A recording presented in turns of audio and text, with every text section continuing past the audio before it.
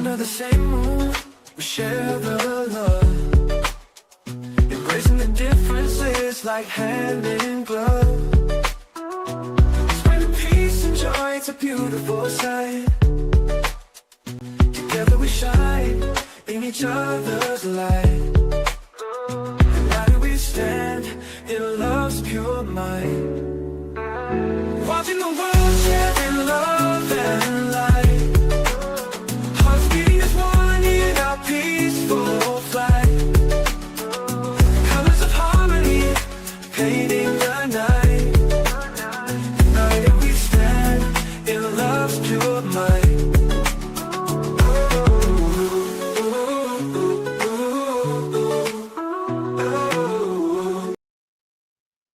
Good afternoon, everyone. Thank you for tuning in to Watching the World 777 Saturday. What does your day look like? What do you have going on today? Thank you guys for tuning in with us as we cover some major developments when it comes to global news. It's so great to have you guys here.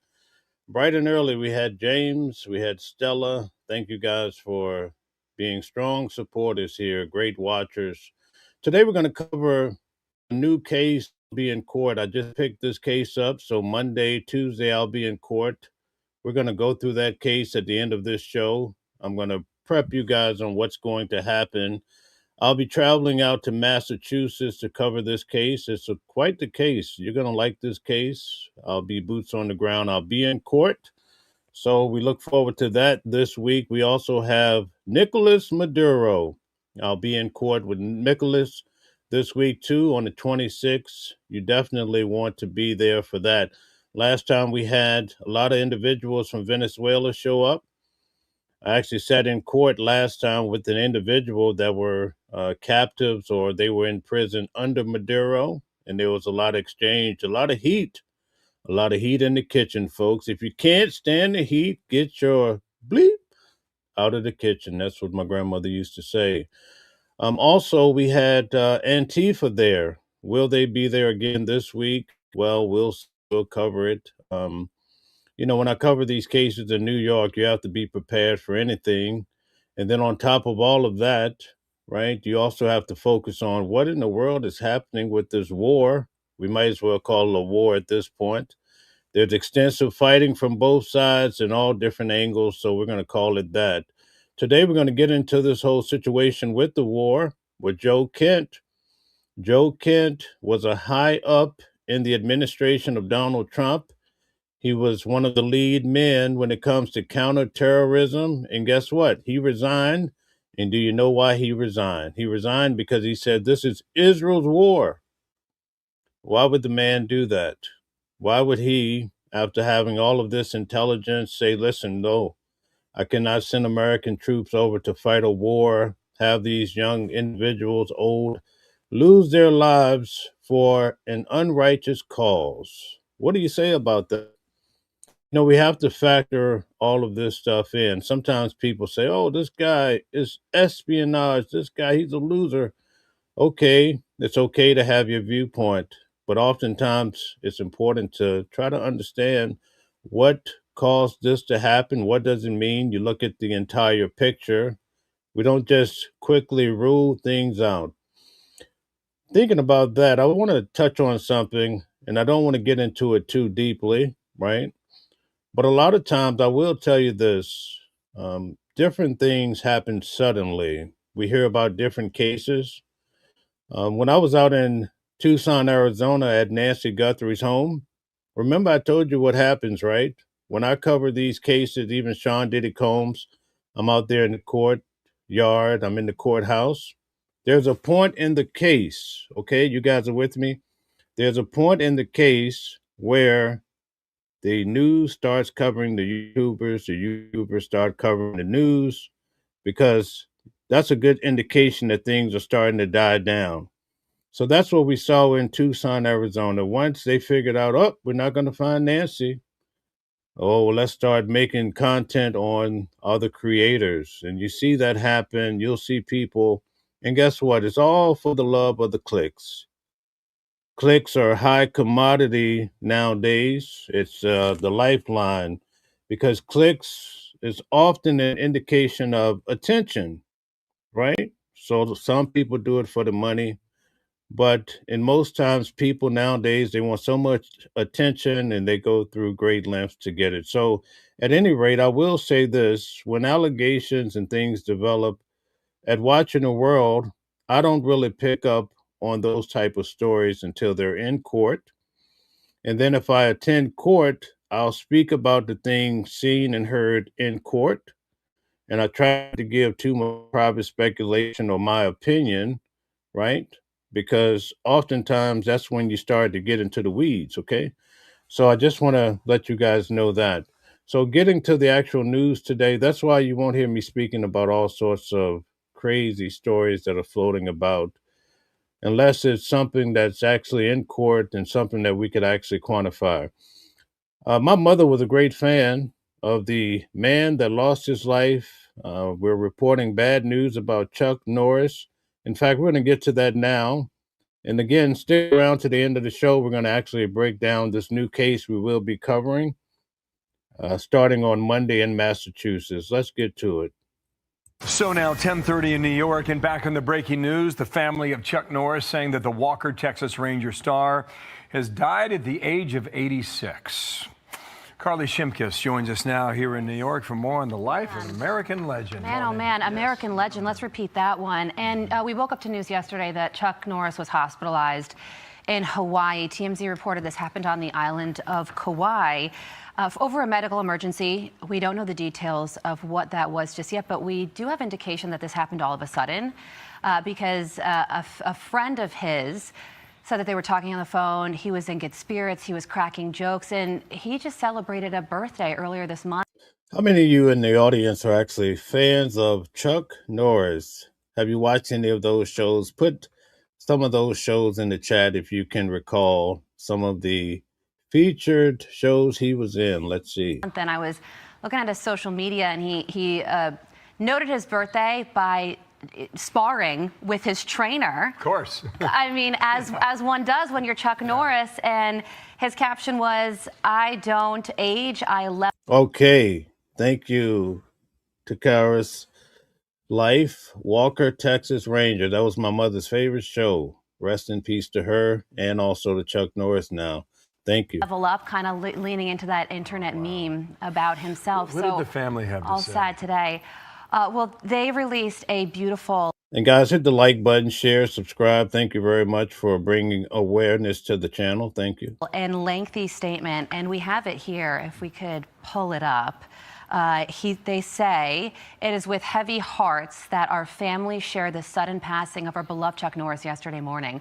While we would like to keep the circumstances private, please know that he was surrounded by his family and was at peace. To the world, he was a martial artist, actor, and a symbol of strength. To us, he was a devoted husband." This was an amazing guy. I've always been a fan of his shows. I mean, I would watch before we had the term binge watching, especially when it comes to nowadays. It's so easy to stream. Just to be able to watch Walker, Texas Ranger, and some of his other work was amazing growing up. A loving father and grandfather, an incredible brother. Okay, Uncommon Woman says her mother's favorite show as well. We have something in common. And the heart of our family. Wow. He lived his life with faith, purpose, and unwavering commitment to the people he loved. Through his work, discipline, and kindness, he inspired millions around the world and left a lasting impact on so many lives. I mean, just imagine those beautiful words. Clearly, as they say, the heart. Caprello says Chuck Norris, the second greatest American behind Trump. Okay, thank you for your comment. Thank you. Cowboy. Thank you, Mel. My stepdaughter trained with Chuck Norris many years ago. He was a great guy. Thank you for that personal touch to this story. Thank you, thank you. Lisa says, I don't care that he's MAGA. Thank you. Let's get to it. The family. He had 5 children. And of course, Walker, Texas Ranger was his main role that I think most people know about him in the movie world. Okay, so we definitely will be remembering Chuck Norris for a mighty long time. I'm going to have to pull up an episode of Walker, Texas Ranger and check it out, folks. What a great guy. Now we're going to look at a story here in regards to Joe Kent. I cover it it this week. This decision. Now, before we dive into this, I want you guys to ask the question, why is this guy coming forward to talk about the Trump administration actually saying basically this war in Israel is not good for America, it's not for America. And he actually talks about, now keep in mind, was the leading guy as of 2 days ago to counter terrorism in America. He saw something that made him change his mind. And on top of that, in the video we covered this week, he talked about how Israel could have been tied to Charlie Kirk's unalivement in some way. He was questioning that. He also pointed out that the event that happened with the president of the United States in Butler, Pennsylvania, that it somehow was connected to Iran. So these are weird stories we're starting to hear. So I think it's very important to pay attention to this guy, whether you like him or not. I think the information is quite revealing. To follow your conscience. Give us a little backstory. How did that happen?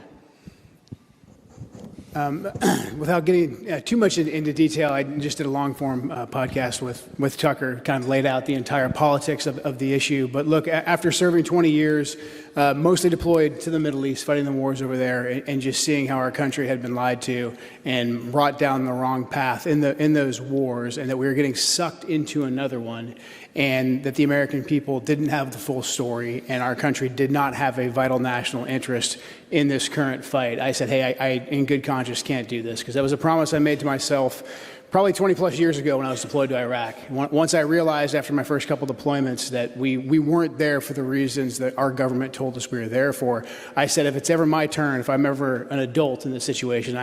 So he's trying to say in essence that Israel is pulling America into actions and wars that we are not getting the real truth about. What do you guys think in regards to this? Are you intrigued by what he's saying? Are you amazed that he's willing to come out and reveal such things at a time like this when we're actually at war? Also, we heard recently that Tucker Carlson is under investigation by the CIA.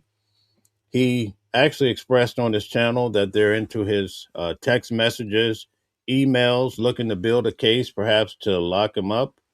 So in a time like this, we hear other reports about Candace Owens perhaps being looked at because she's revealing such things. So it's shocking that this guy, Joe Kent, would come out right now.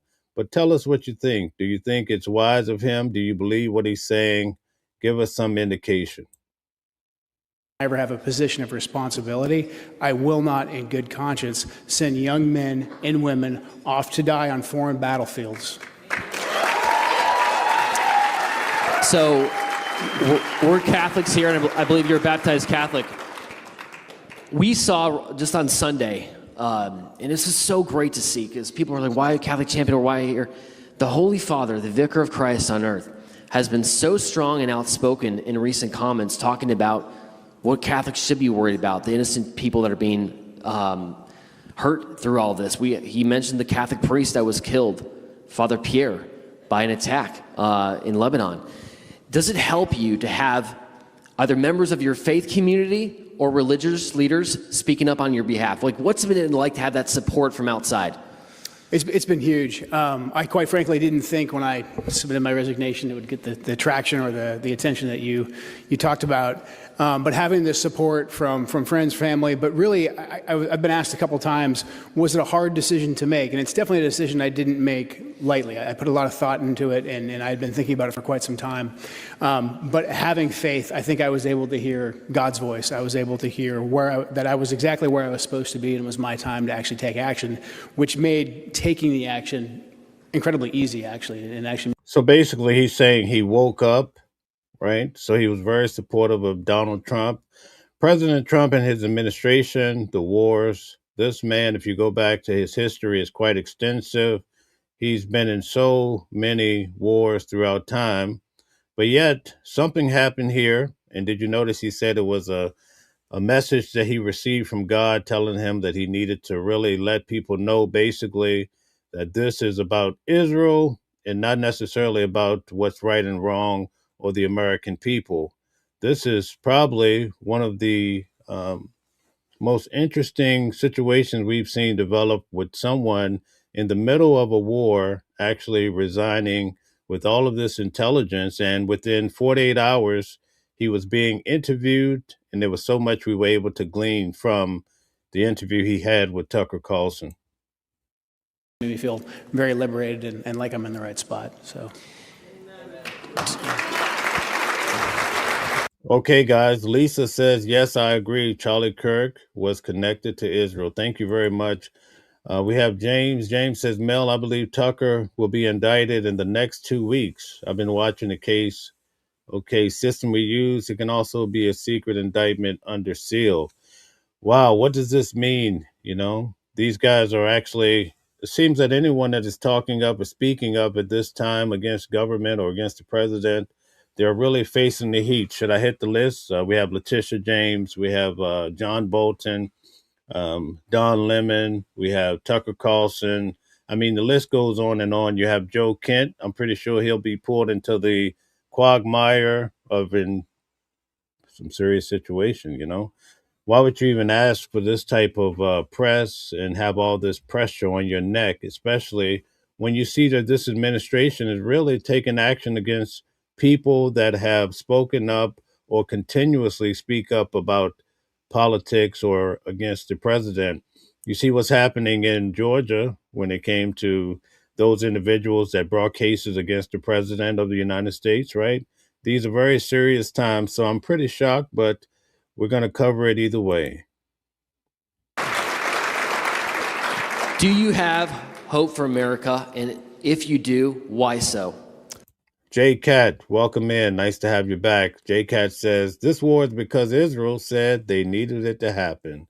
A lot of people are pointing that out. Also, right, Lisa, we also have James Comey. James Comey took the heat too. We have Vince here. Welcome in, Vince. Vince says, when all you fools realize that it's all a Roman circus, it will be too late. Okay, so I'm going to just address what Vince had to say because I just came back from Rome not too long ago, and I was there at the big Colosseum, and that's one of the things they told us at the Colosseum is that whenever politics was swaying too far to the left, and a great point, Vince, thank you for bringing this up, when things were going bad, you know what they would do?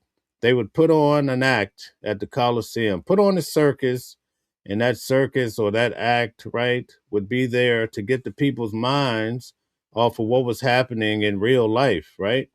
So Vince is actually making a solid point. A lot of what we hear, what we see is major distractions to keep away from the real truth that you really need to be focused on. James says the former FBI director. That's right, James Comey. Thank you guys very much. I have a great deal of hope for America. I think this is a very exciting moment. I think the fact that we're seeing people who speak out on behalf of their faith or who are willing to speak truth to power, and the fact that the people who support them are able to actually have a voice because of the technology, which obviously can be used for a lot of bad. But in the case of connecting like-minded people and getting our word out, that technology is a very powerful weapon in our hand. And also the young people in this country, the young men and the young women, plenty here in this room. I was kind of overwhelmed when I got here tonight, especially by the young folks that came up and wanted to shake my hand. Put a 1 in the chat if you believe what he's saying and you're paying close attention and you think there's some credence to his message, or put a 2 if you think he's just a weak individual and you're not going to pay attention to him at all. 1 or 2, tell us how you feel. Your vote is very important. And so I have a lot of hope for the next generation. I think as we head into this midterm season and just as this war advances in the next couple of weeks, I think, like you said in your open, the most important thing we can do is be on our knees and pray.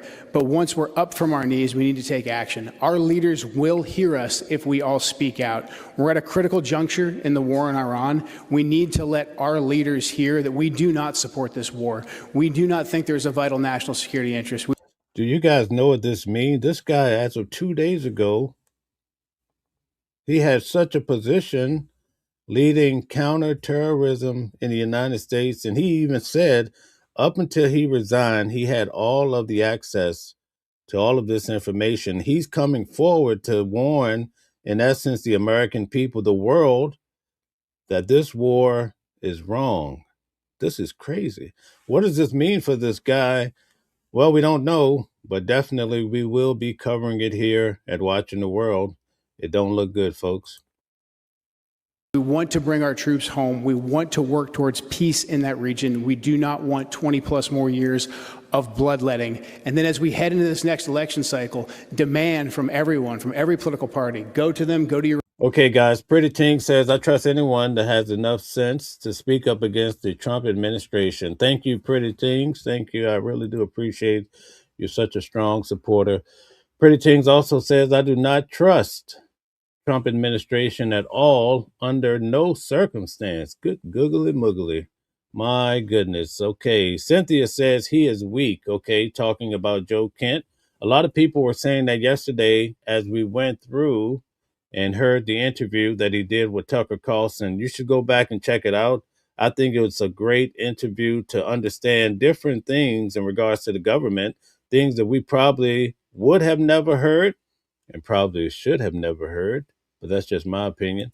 Okay, but hey, I'm very thankful for it. It was eye-opening to me.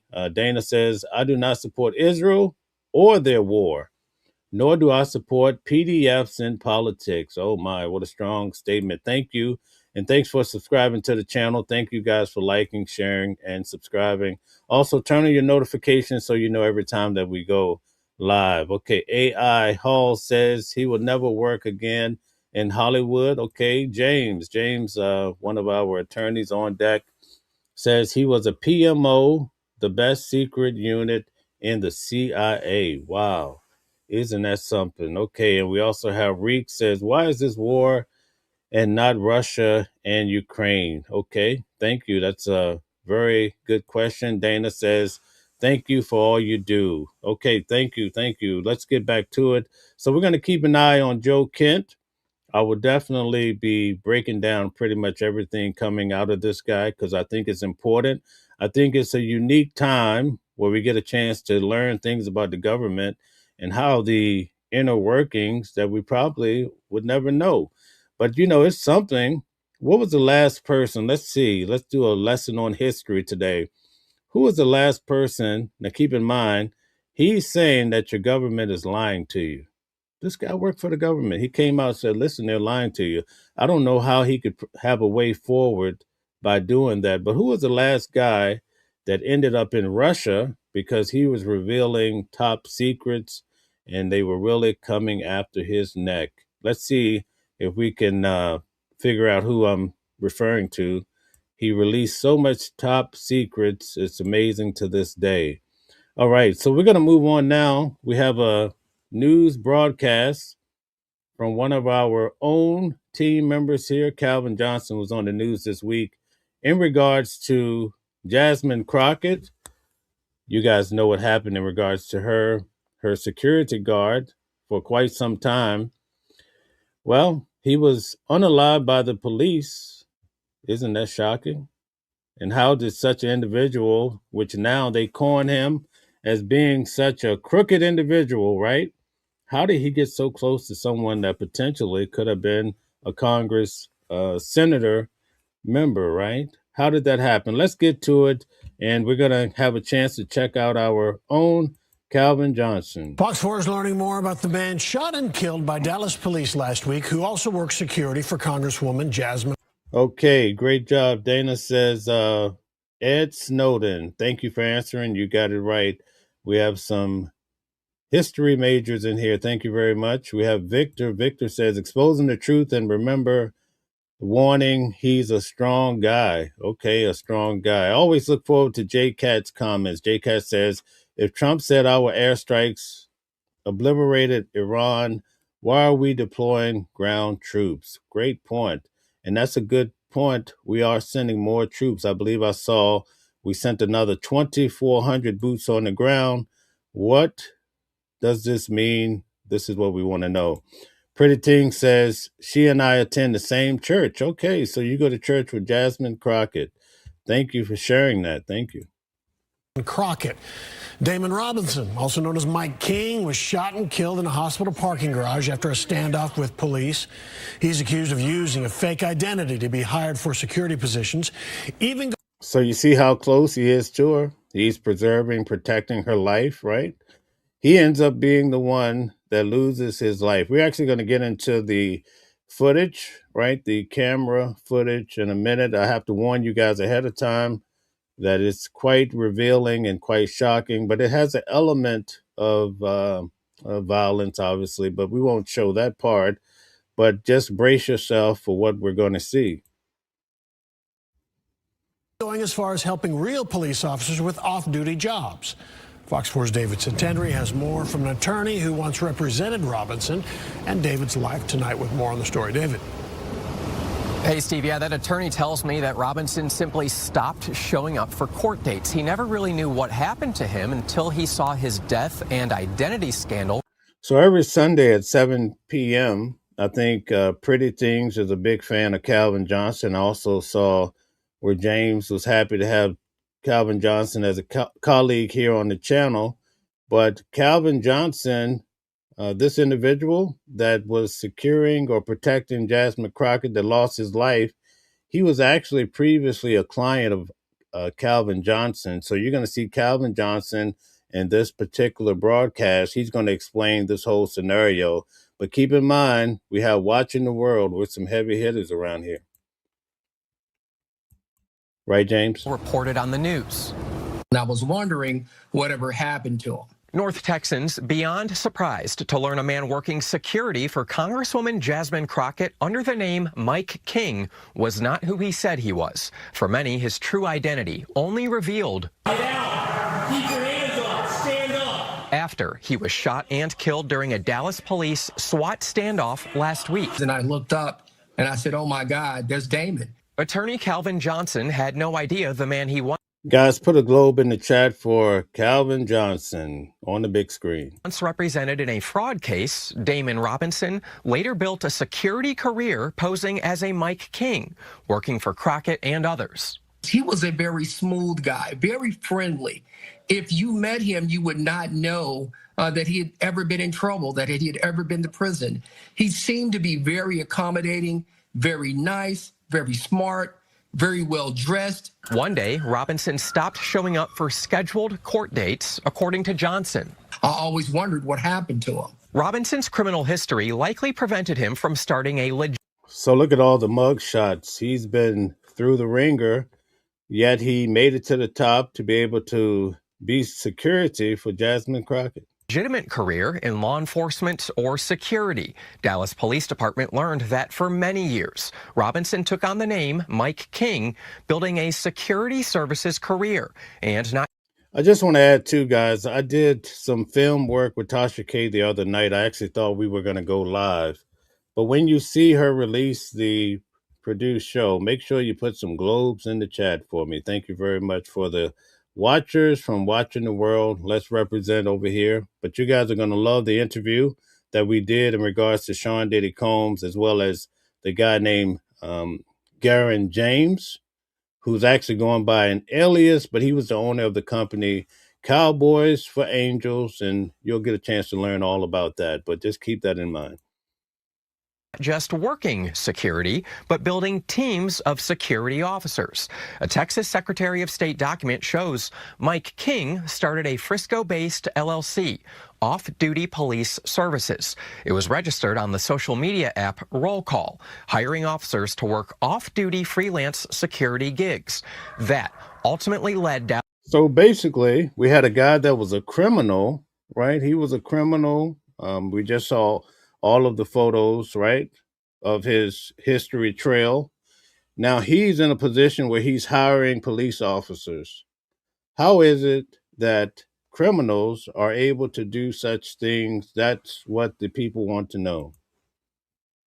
Dallas police to investigate Robinson after one of its own officers who worked a security gig for Mike King discovered King was actually Damon Robinson, a suspect in a stolen federal license plate case. Don't do it! Robinson also had an active theft warrant from 2017 and a parole violation.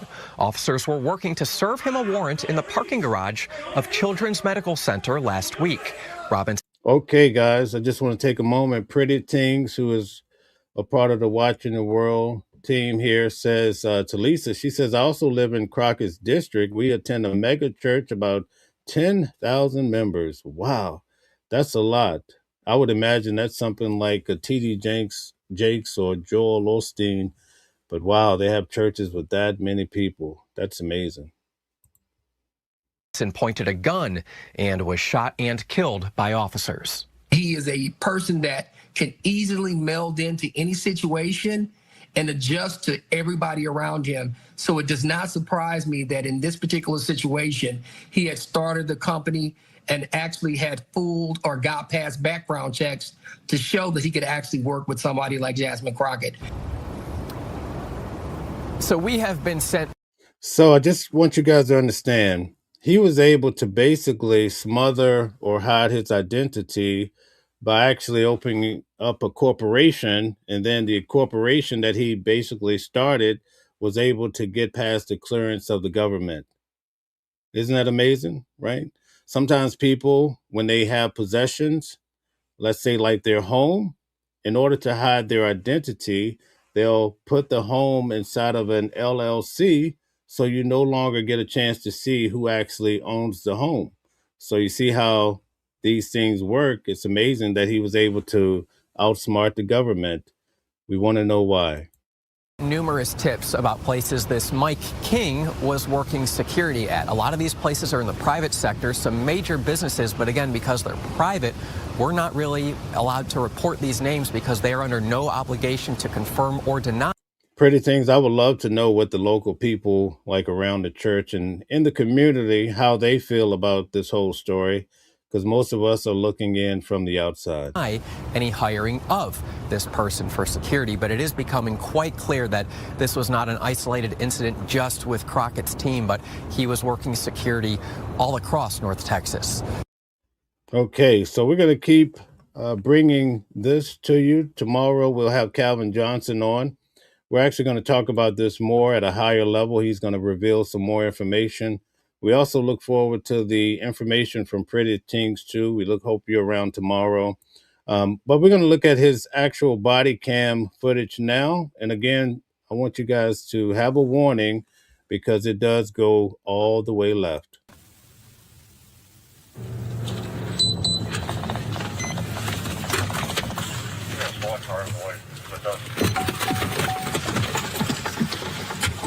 Hey, stop the car! Stop the car! Move your car! Move your car! Stop! Stop!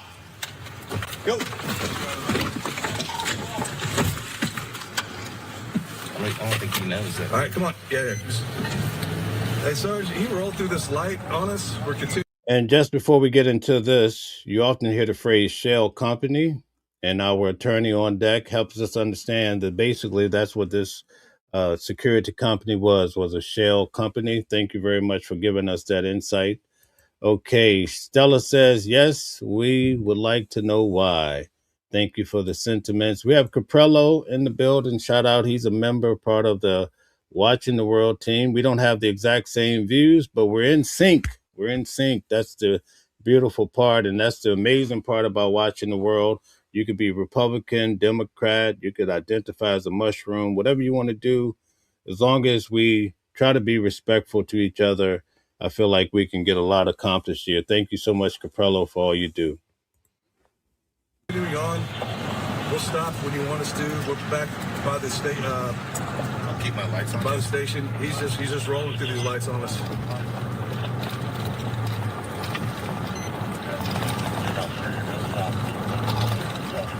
You sick? You have your lights on, right? Yeah.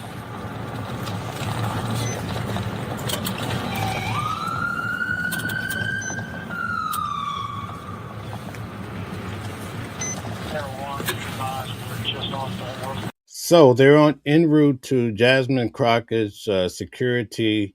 We're actually following him. This is the security guard that lost his life, but this is going to show you how it all went down.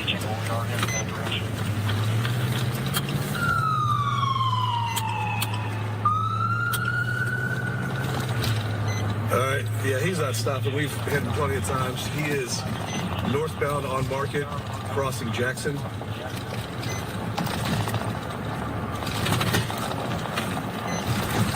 And keep in mind that this individual that's escaping, he used to be Calvin Johnson, our criminal defense attorney that's on every Sunday at 7 p.m. He used to be his client, and he got away owing him a few bucks he probably will never get.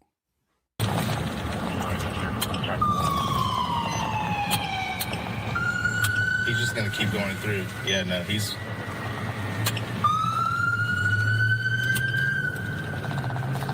Yeah, Sarge, he's not stopping. He's to Maine. Looks like he's going through Maine. He's going through a red light. Do we have any coverts with him?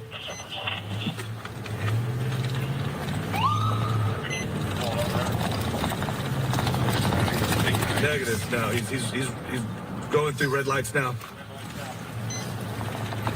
Now, I just want to tell you guys, I typically do not do this show on Saturdays, so YouTube is not pushing the video. So please hit the like button. Also, hit the hearts if you don't mind, so that we can get into the algorithm. Thank you. He's shooting across. He got all the way in the right-hand lane. He crossed Jackson. I think he continues straight. Get me to the right. See if we can get eyes on him.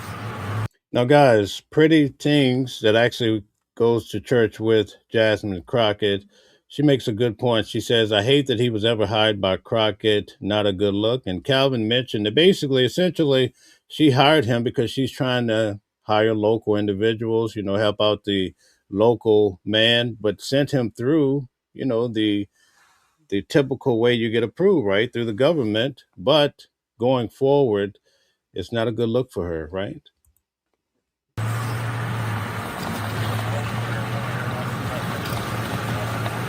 I don't know if he made it right or not.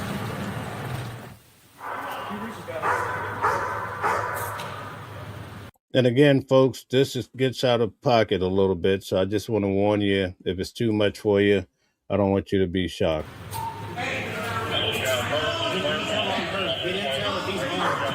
His head goes down. Our city goes down. Yep. I don't know if he's got that gun on him. We want you to feel peaceful. We want you to do what I ask you to do, and you won't get hurt. We don't want anybody to get hurt. It ain't working. That's hurt. I know you're on. I got it. All I want you to do is let, hey. And keep in mind, this happened about 10 days ago. If you look at the top of the screen, you'll see it happen on March the 11th. So this is a recent event. Don't reach for it. Don't do anything. And nothing will happen. Just keep your hands up. So they're trying to preserve his life. They say, put your hands up, come on out, and nothing will happen to you. It's almost like he wants this to happen, the way he moves forward. Stand up, I'm standing this round. What's your first day, man? Mike? Okay, Mike. Come on, get out. Get out. Keep your hands up. Stand up. Stand up. Stand up. Stand up. Put your hands up. Don't reach. Don't do it. Don't do it. So at this moment, right, this very moment when you see him grabbing a weapon, it's almost like he's making a decision. I mean, listen, he does security, so he knows how it goes down. There's a reason why he has a weapon. He's trying to protect Jasmine Crockett. So at this point, he chose between life and death. What was it in his life that led him, took him to this moment? That's what we want to know.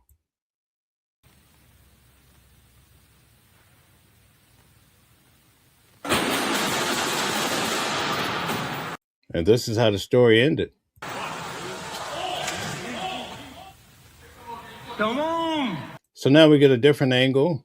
I guess they're showing different angles. I don't know if I want to keep showing the angles. I think we get the point here. So as they say, no need to keep at it. So I'm just going to keep moving. But you get an idea of how this all happened to Calvin Johnson's previous client, who went on, even though he was troubled and had a lot of run-ins with the law, he was able to protect one of the amazing people that we have now in politics, Jasmine Crockett. So something to keep in mind. Now we're going to get into this whole issue happening with Donald Trump and also the war in Iran. Let's check out what's happening. And as we watch all of this, I want you guys to think about it. I mean, James and I, we're in New York City. And being in New York, I mean, any place in America can be tough. I'm originally from Virginia. But I think in Virginia, it's a little different than New York. In New York, there has been a record of attacks. So every time I have to go down to the courthouse, I have to wonder, is there going to be some crazy event? And I know James feels the same way. So these things are affecting us. Also, we're going to get into gas prices. And also, we're going to look at it from the president's standpoint, too, because he says this is just an excursion, just a temporary thing. So we want to look at this from a broad scale, almost as though you rise up in a helicopter. We don't want to just have that little local view and be very hard line on different subjects. We try to get the bigger picture. Let's check this out. All right, in less than an hour, the Pentagon is holding a news conference to bring us up to date on the latest on Operation Epic Fury. Before we get started, I want to show you guys, because I try to give you guys the inside scoop. You know, I try to give you the backside. So you see how you guys hit the hearts, and we're up to 112 now. So it sent the video out to more people. So all of the likes and the hearts, the pressing, it definitely helps to go a long way. Thank you. CENTCOM is releasing new video from the mission. It comes as Iran retaliates after Israeli forces struck an Iranian gas field near Qatar. And our chief foreign correspondent, Trey Yinks, joins us now from Tel Aviv with the latest on the ground there. Trey. Yeah, hey guys, good morning. A lot of developments on the energy front overnight after Israeli forces struck the South Pars gas field in southern Iran. This was a strike that, according to Israeli officials, was coordinated with the United States. But you can see here the aftermath of those strikes, black smoke rising from the horizon there near to the Strait of Hormuz. In response, the Iranians launched ballistic missiles toward the Ras Laffan facility in Qatar. This is the world's largest producer of liquefied natural gas. And Qatari officials released a statement just about 9 hours ago saying the civil defense has fully contained 2 out of the 3 fires in the Ras Laffan industrial area with no injuries reported. Cooling and securing operations at the sites are ongoing, while the explosives group of the Internal Security Force is carrying out. Okay, guys, I want to pause here for a second. Uncommon Woman made a good point. She says, was he under the influence? You know, that's a good question. You know, perhaps the police will expound on that, but it would help you to understand why he may have chosen to go that route. Thank you, Uncommon, for that detective way of thinking. Its tasks in handling any hazardous elements. Now, President Trump overnight took to Truth Social to say, in part, quote, Israel, out of anger for what has taken place in the Middle East, has violently lashed out at a major facility known as South Pars gas field in Iran. And so, again, a little bit of disconnect. So Israel is definitely doing some things that are aggressive. In fact, the president of the United States, I try to track everything he says and does, but he actually reprimanded Israel for taking this strike almost without the consent of the president of the United States, because do you guys know how Israel returned? Well, they struck the oil fields of 3 other countries, so this could get out of pocket. Getting back briefly in regards to Jasmine Crockett's security guard that we just covered, I want to get Crazy Karen's expression. Karen says, no, he didn't go through the normal hire procedure for government work. I worked for the federal government for 20 years as basically a glorified secretary, and even I had to get fingerprinted and photographed. So thank you, Crazy Karen, for giving us an inside view of what it's like to work for the government. All of it helps us to understand the big picture. Thank you. Connect between the Americans and the Israelis as to what led to these initial strikes that caused the Iranian retaliation against energy infrastructure. The Iranians are still launching attacks against Gulf countries and U.S. ally Israel. You can see overnight there were a number of cluster munitions fired toward this country, 7 separate barrages.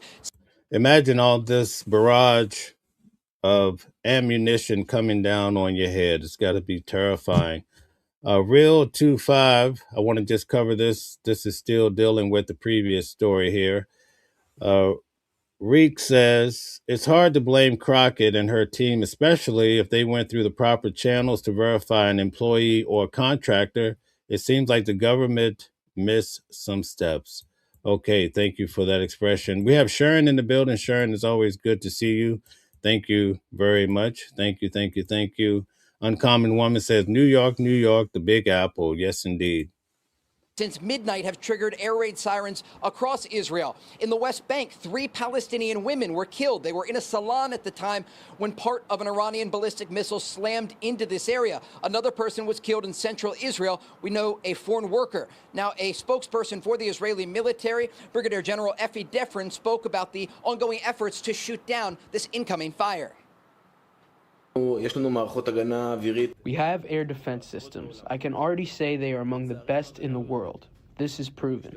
Unfortunately, the defense is not airtight. We use our systems to intercept these missiles. These cluster missiles are a war crime if this terrorist regime targets them at population centers. There is no difference from a regular missile except for its dispersion. We do know that as the Israelis are coming under more fire, some of these missiles are actually being intercepted over the city of Jerusalem. Shrapnel rained down earlier this week near to the church. Well, you know, Jerusalem, according to the Bible, is the Holy Land, so they have to protect that at all costs, especially with some of the monumental sites they have there that date back to the Messiah and so forth, and all of the Bible prophecies. Lisa Page says Netanyahu is out. You know, he came out with a video stating that there's so many rumors, but that he is alive. But a lot of people are pointing out that the video could be AI because in one video, his hand is not moving properly. They're trying to say a finger disappears. That's the issue that we have nowadays. It's hard to decipher truth from, you know, AI, make believe, what is really happening. James says, I'm sure the ME did a tax screen. It's mandatory. Okay, thank you for that background information. Nice to have an attorney on deck. All right, 23 Meanie says propaganda incoming. Okay, thank you very much. To the Holy Sepulchre. Israeli police say they have closed all of the holy sites in Jerusalem as this war continues and over concern that the ballistic missile fire will continue to target the population here. Guys? Trey, can you tell us why the Israelis... Before we get to that, James is saying this is costing us $5 billion a day. And guess what, guys? I travel a lot. Even when I was out in Tucson, Arizona, there's so many homeless people everywhere. I mean, I don't understand it. I was not expecting, you know, in New York, I've become accustomed to all the homeless people. It's become a part. You know, we had 13 homeless people freeze. Yeah, this winter, because they tried to tie it to the new mayor and maybe not being experienced enough to, you know, navigate through the homeless population.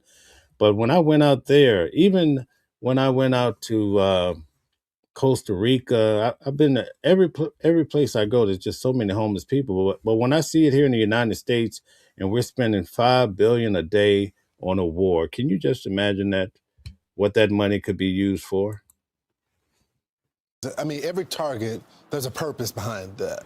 So, what is their stated purpose for targeting those facilities, those gas facilities? The short answer is we can't really get into the mindset of the Israelis or the Americans when it comes to specific targets that are hit when it relates to energy infrastructure. And throughout the day, you're going to hear a lot of back and forth between American and Israeli officials as to who ordered this strike and who was actually looped in. What we do know is that the South Pars gas field accounts for 10% of the world's natural gas reserve. And this is significant because when a gas... Okay, guys, we have all the detectives in the chat. The chat is so amazing here watching the world. But Ellie says in one video talking about Netanyahu, says in one video he has 3 arms, a wedding ring on, and then a split second later in another video. So people are really dissecting videos about Netanyahu because they believe the rumors. Field is struck, there is a ripple effect across the global energy economy. And when we look at this particular gas field, it is actually connected. It's shared. It's split in half. Qatar runs half of it, and the Iranians run the other half. And that was why you heard yesterday Qatari officials speaking out over concern about a rapid escalation ladder across the region, because the Iranians are now not just responding against Qatar's energy infrastructure, but they're also targeting Kuwait. They're targeting the UAE and Bahrain. And the concern for these Gulf countries is... And I don't want to get it twisted. I want to make it very clear. When we talk about Iran, we cannot act like these people do not chant death to America. Do not get it twisted, folks. And money saving and all of that is no good if we were somehow nuked someday, right? That's just how it goes. So we have to have some sort of balance and intelligence when looking at situations. It's never good to just look at one side and try to make a finite decision about it. So we want to be balanced and try to understand the entire picture, not necessarily trying to understand everything through the lens of, oh, I'm a Democrat today, so I have to believe this way, or I can no longer be a part of the group, or I'm MAGA, or I'm a Republican, so now I'm looking through this lens. We want to use the lens of common sense and intelligence in trying to navigate life, not just for our lives, but even for generations to come. It's very important. That if they come under more attack, they will have to keep some of these facilities closed, and it will affect global energy prices. Now, we should note this is also connected to the Strait of Hormuz, and concern that the Iranians will continue to try and fire on vessels there. There are a variety of... Real Hillbilly says, can't teach a man to fish if he's unwilling. Handouts don't work. That's why we don't feed the bears. Okay, thank you very much. Thanks for subscribing, Real Hillbilly. Appreciate your comments. Lisa says, it's a con for Trump's family to get richer. Kushner, in my opinion. I hear that a lot from where I sit, and thank you, Lisa, for all you do. You're so valuable to us. Thank you. Options for the Trump administration to secure the strait.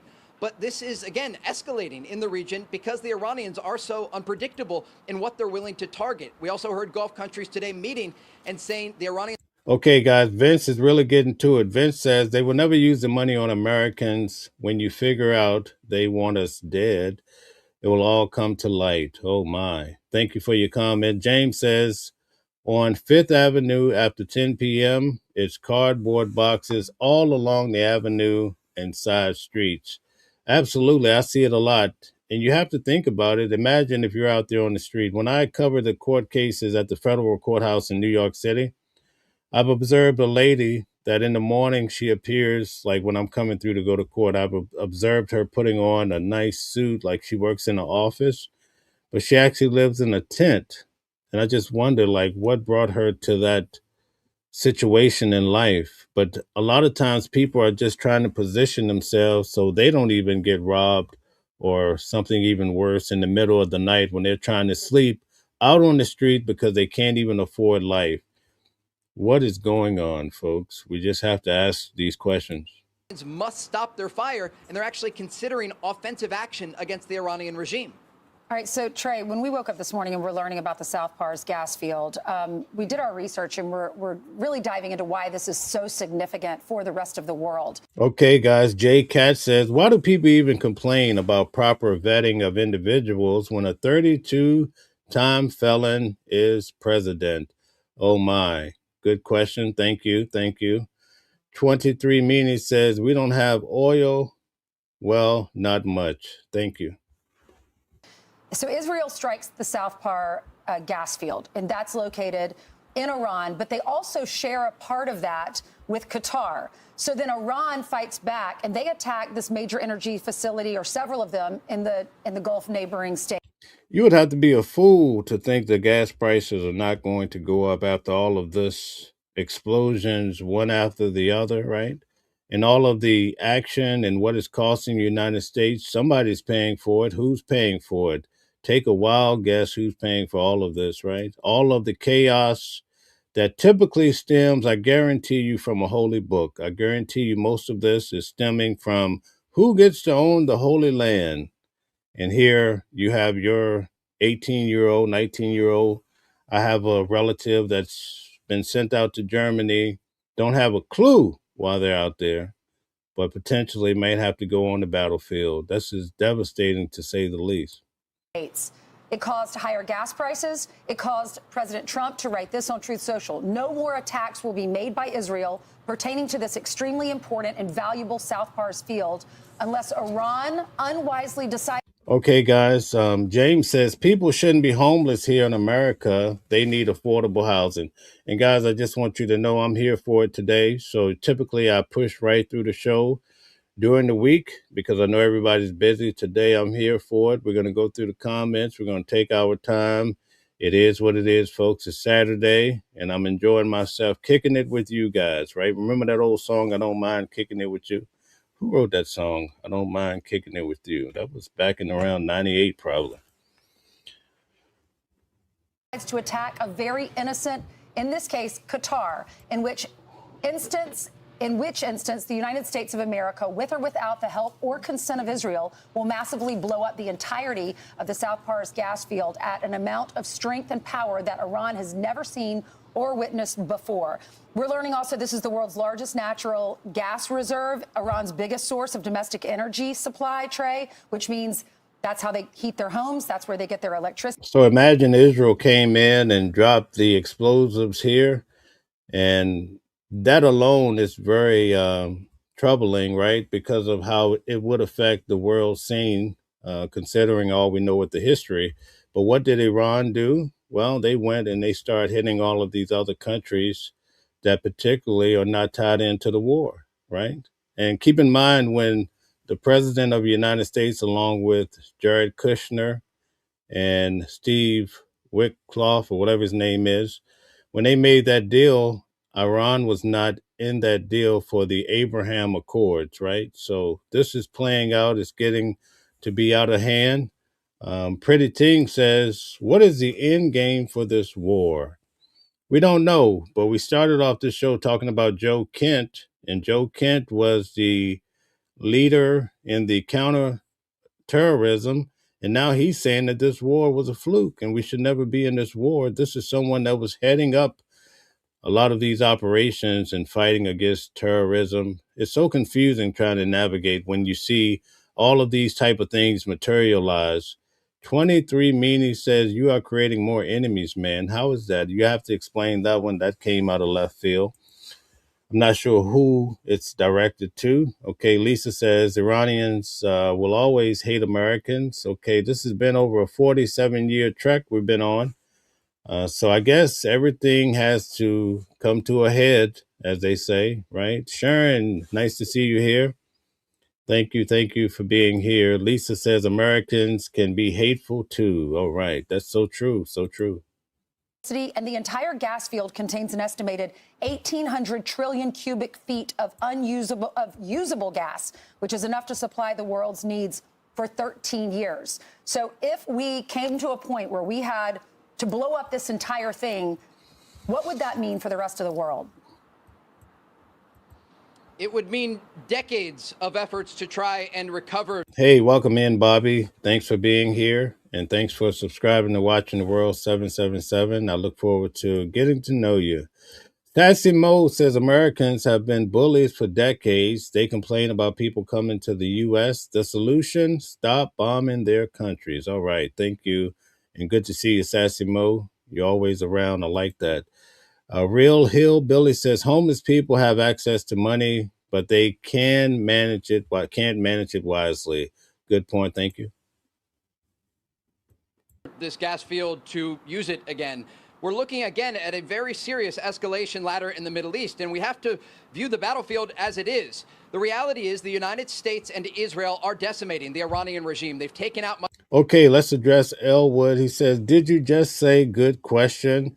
Not bright are you, guy? Okay, so Elwood, tell us in the comments what defines a bad question. What makes it wrong to ask a question? Could you please break it down since you wanted to go there? Let's go. Much of its Navy. They are going after these ballistic missile launching positions. They have systematically killed off Iranian leaders. But Iran still poses a threat to the Middle East. It still poses a threat to Gulf countries. And they still have. J-Cat says, what happened to all the oil we stole from Venezuela? All right, thank you. Have missiles, drones, cruise missiles, and mines in their arsenal that can be used. And again, we've talked with Israeli officials who say they expect this to continue for at least a few more weeks, if not more. And so there are very serious decisions that will have to be made by President Trump, the U.S. administration, and the Israelis as to what types of targets they are going to hit and what the effect of those targetings will be on the entire world, the energy economy, and the reality for the Iranians, which is that they are a country that we know is incredibly unpredictable. They are willing, oftentimes, to fire on residential and Guys, you know, Pretty Things is bringing up a question. I was wondering the other day, I was trying to fall asleep. She says, I wonder what Elon Musk has to say about the gas prices. I said, you know, Elon Musk is solving a lot of problems for the world. I wonder why they don't have him, or maybe he is. But I would love to know what would be his thoughts on the war and strategy. I mean, he is really good at technology. Also thought about that when it came to Nancy Guthrie. What type of technology does a guy like Elon Musk have that would probably help solve the situation? But thank you, Pretty Things. Poster says only Israel. Okay, Lisa says, what will 150 million do to a kid's brain? Okay, thank you guys for all these comments. Bobby says, Bush family partners with Saudi government oil business. Okay, thanks for the insight. Lisa says, while American kids go hungry. And that's what we were talking about earlier. All of this, billions of dollars a day, and we have people struggling in our country, right? Something to think about. We're going to move on and talk about the deployment of troops in the Middle East, a very important subject, especially when we hear the draft word. People get really nervous, especially if you have children, right? Makes sense. And we begin with the latest on Operation Epic Fury. CENTCOM releasing before and after images, those are the afters right there, of an Iranian missile facility that was completely destroyed. You see it on the bottom of your screen by U.S. strikes. Yep, we got to keep doing that so there's no more rockets into the Gulf states. Yeah, that look brand new, not anymore. This comes as President Trump reveals he's not planning to put boots on the ground in Iran, even though Marines are going to be there any day. That's right. Lucas Thomason joins us live in Dubai with the details. Good morning, Lucas. Good morning, LJ. Overnight here in the UAE, authorities say they dismantled an Iranian-funded terrorist cell. Keep in mind, over 500,000 Iranians live here in the Emirates, including some escorts, and the Pentagon announcing it is now deploying the venerable A-10 Warthog attack aircraft. That's not just a 50-year-old plane. It's something beloved by ground troops, firing nearly 4,000 rounds a minute of highly depleted uranium, probably the only uranium that the Trump administration wants to see in Iran, attacking the small boats associated with Iran's Revolutionary Guard Corps. Age 64 Apache gunships also getting in on the action off the southern coast of Iran and the Persian Gulf. President Trump providing this battle update brief from the Oval Office yesterday. We've obliterated their Navy. We've obliterated their just about everything there is to obliterate, including leadership. Their Navy's gone, their Air Force is gone, their anti-aircraft equipment is gone. We're flying wherever we want, Pete. We have nobody even shooting at us. Their leaders are gone. We want to give a welcome to Country Carpenter, one of our great supporters here. Thank you. They picked new leaders, they're gone. They picked new leaders, they're gone. And now they're looking for new leaders again.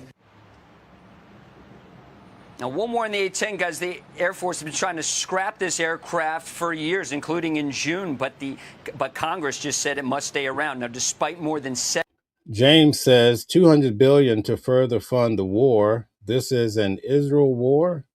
There was no threat. Okay, a lot of people feel that way.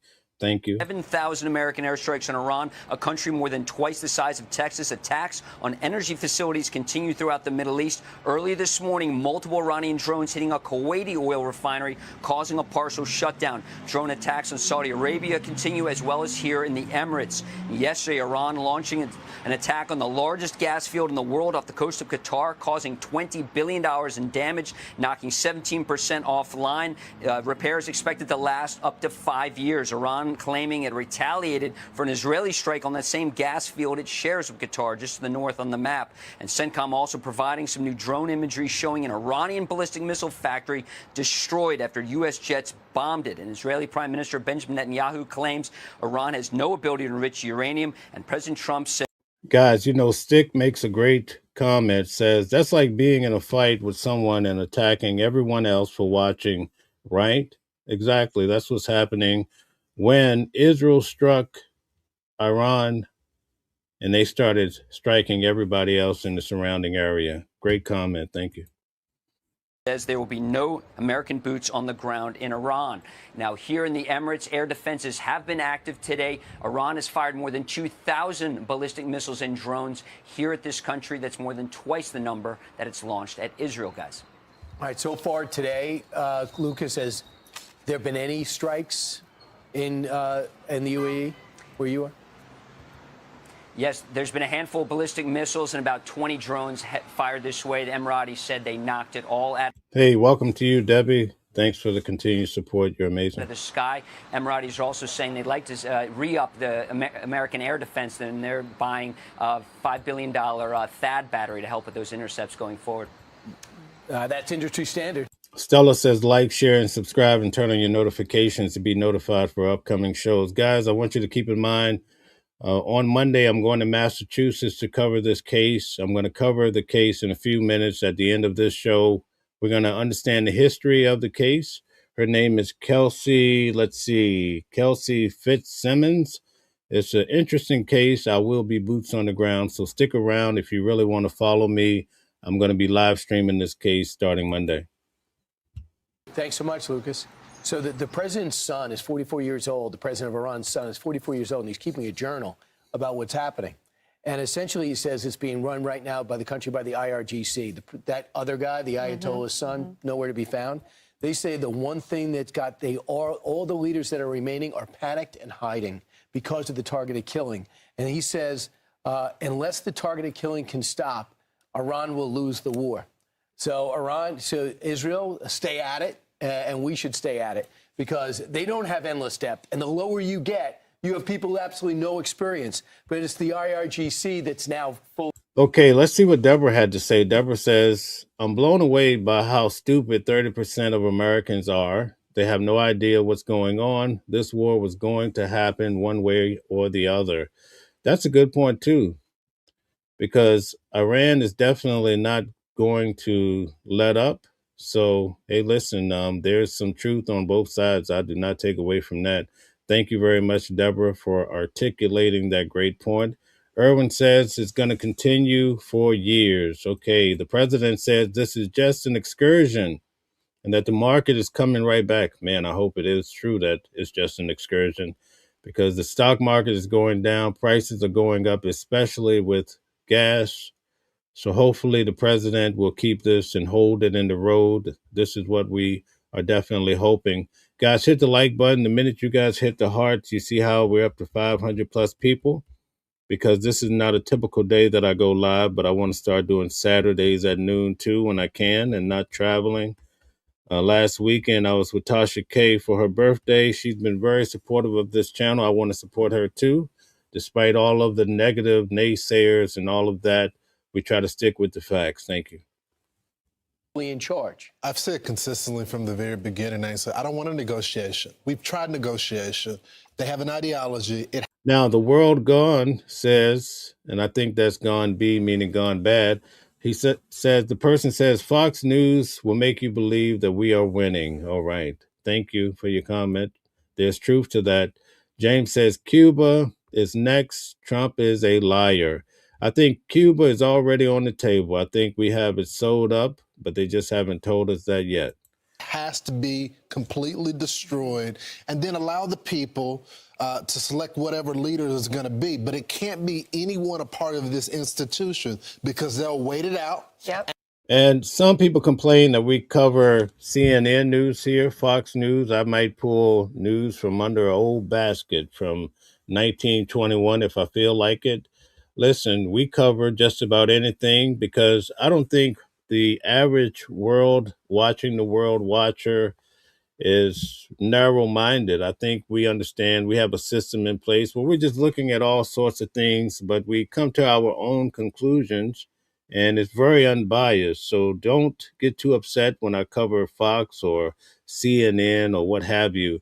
Now, Reek says, and to add, Venezuela was about rugs, Trump said, but most of the rugs come from Mexican cartels. Now, Reek, I just want to tell you that I went to Maduro's trial. I sat behind him when he walked into the courtroom. He said, Happy New Year 4 times to 4 of us sitting side by side, okay? That's how close I was sitting behind him. I'll be in court again this week with Maduro and also his wife. Now, I want to break this down because you brought it up and we have time today. In court, in which I knew, it's kind of like with Don Lemon, the first charge they hit you with, even with Sean Diddy Combs, they hit him with that RICO because it's sort of like carbon monoxide. It's there and you don't even know what's taking you out. It encompasses so much you can barely fight it. So the number one charge they hit Maduro and his wife, Celia Flores, with was conspiracy, just like they hit Don Lemon with. It's hard to fight that. What does it mean? You know, you conspired with some people. So now it encompasses what they do. Now we have James in the audience who is a attorney. He could break it down much better.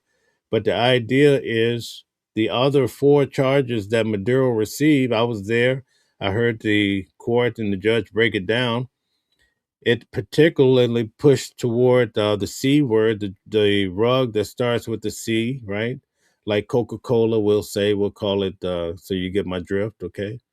All right. And also they talked about the dangerous weapons. So you're right. They really hit Maduro, but I think Maduro is a part of a bigger plan. Mexico, even though the same issue and they're closer, it's not in line with the particular plan of the administration. Maduro has the oil, so we call it as we see it. And the other verbiage that we hear is just to push the narrative so the American people would be acceptive. Because when the judge, I stood there, I don't know Spanish, there's an interpreter in the courtroom. When the judge asked Maduro and said, hey, are you guilty or not guilty? Always in court, you're supposed to answer guilty or not guilty. He went on a whole tangent about describing something which had to be interpreted, so the judge didn't know. But what he started to say is, I was sitting in my home on Saturday night, and he gave the date, and he said the United States government came in and they kidnapped me. He said that about 3 or 4 times during the session. So you start to understand what I'm trying to tell you here, is that even Maduro knows that this is much bigger than probably anything we could understand. And it's about resources. But if you go back in history, especially through education, what did most countries do? How do you think we end up in America? Right? Right? A lot of that has to do with what? Resources, right? They tell you we're dropping a explosive in Africa because they're Christians and stop beating the Christians when Christians are being persecuted just about everywhere. But then the president of the United States came back and said, oh, we're going to get rich off of Africa because they have so much, and he named the resource. So we start to understand the bigger picture. We're not here to call it right or wrong. I'll leave that up to you. But no doubt about it, we see what's happening. If you have resources right now, and if you don't have a large army, you might just be cooked. That's just how it goes. And this is not something new. If you look at the Roman Empire, and again, I went and studied Rome and I was out there for some time. The Roman Empire had the same method, right? That's why they call it the empire. But we won't get into all that. But thank you, Reek, for sending me on this whole wave. Thank you. And they'll begin that ideology all over again. Well, remember the female soccer team arrived back home in Iran on Wednesday, and many of them were so intimidated, they decided not to stay in Australia. They went back home. They were threatening their family members, taking some of their family members. Then on Thursday, Iran and the regime, they were hanging, public hangings in like the town square of these three young boys. One of them, 19-year-old famous wrestler. He's like the best wrestler in Iran, and they hanged him yesterday. He's 19 years old because he participated in the protest. They're doing this to intimidate and to send a signal and a message because they're trying. Thank you, Victoria. Victoria says, these are all diversions. What a great way to put it. I think that sums up everything that I said in a few words. Thank you. No, they know it's a matter of time. If they're all killed, then the citizens will come out of their houses and they will overrun the government. And that's not what they want. Want even more Fox News on YouTube? Become a Fox News Patriot today. Click join to find out how. Steve, I would love to have you point out or break it down. What's misleading? What's being exaggerated? Would love to have you break it down. Obviously, you're new here. You're welcome, but I would love to hear you break it down specifically because just saying that little statement doesn't help us understand. But thank you very much for whatever you're saying. Now we're going to move on. The Democrats are not happy. They're furious about Pam Bondy. And you know the Democrats, when they get upset, you're going to hear about it. And that's what we're going to do right now. Fired up members of the Democratic on the House Oversight Committee are speaking now after listening to Attorney General Bondy talking about the Epstein files. Let's listen in. To our lawful subpoena. Guys, hit the like button, share, subscribe, but also hit those hearts. We fell off on the hearts. Whenever my head is down, that's typically what I'm doing, hitting the hearts. I can't do it all, folks. Thank you very much, though. I appreciate it. In a deposition. So instead, I asked Chairman Comer if he would compel her to come to our deposition. If she did not come, would he force her to, or if he would move for contempt hearings as he did for other people who did not respond to our subpoena? Instead of answering as an adult, he said that I was bitching, which is, again, something that would not be allowed if we were operating under the rules of this committee, because engaging in personalities is actually something that we are not able to do. If C-SPAN and the public were there, I'd imagine that he would not act that way. I want to say thank you to Chance. Welcome, man. First time I'm seeing your name. Thanks for subscribing to the channel. Nice to have you. Chance says 99% of Americans don't support these ritual wars. The petrodollar is screwed. Thank you very much for that. Victoria says they're all in it together. Years ago, Vance put Trump down. Now they're together. Come on, people, wake up. Okay. Now she says wake up. That's what happened with Joe Kent. It looks like he woke up and he's coming forward to tell a different story. He has a different narrative about this war, and that basically America, he's trying to say, is in the hands of Israel. In fact, Netanyahu, in this speech that he gave to show that he's still alive, he actually talks about this. I'm going to play that later on today. But he says, oh, people said that I'm deceased, I'm alive. People are saying that this war is Israel's war and not America, and that Trump is being led by Israel. He says, Donald Trump, I've known him a long time. You can't push Donald Trump around. So this is something that obviously is being said so much that Netanyahu had to give a response to it at a high level. So at any rate, we try to cover it all here. We have Wine says the world isn't clear on anything. Exactly. Thank you. Neither here nor there. We expected AG Bondy to be adversarial. We expected her to be confrontational.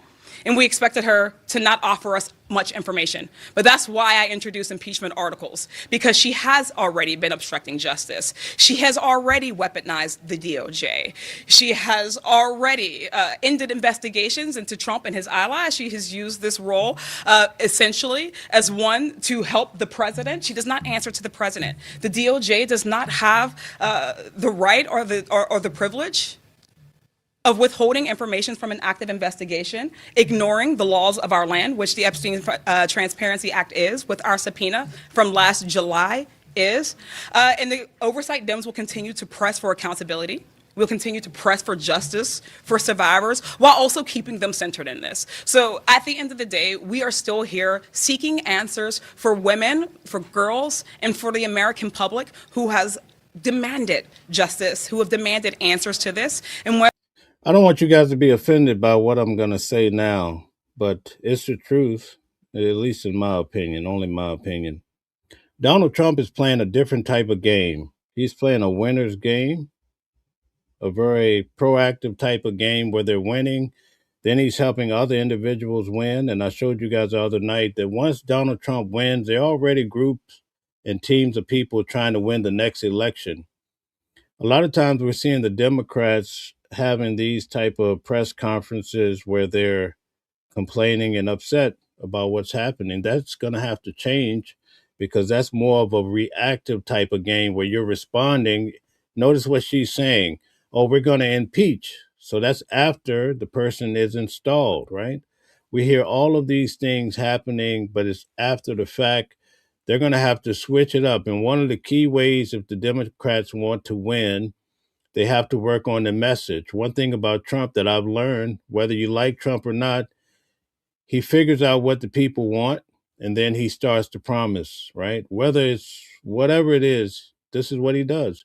Then when he gets in office the first week, guess what he starts doing? Checking those boxes.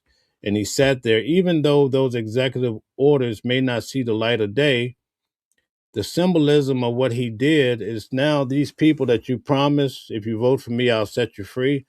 This is what he did. So for 2 whole weeks, he sat at his desk. Oh, we're going to get rid of that DEI. Boop. See, he's checking off boxes. Now these people are committed to Trump till death do us apart.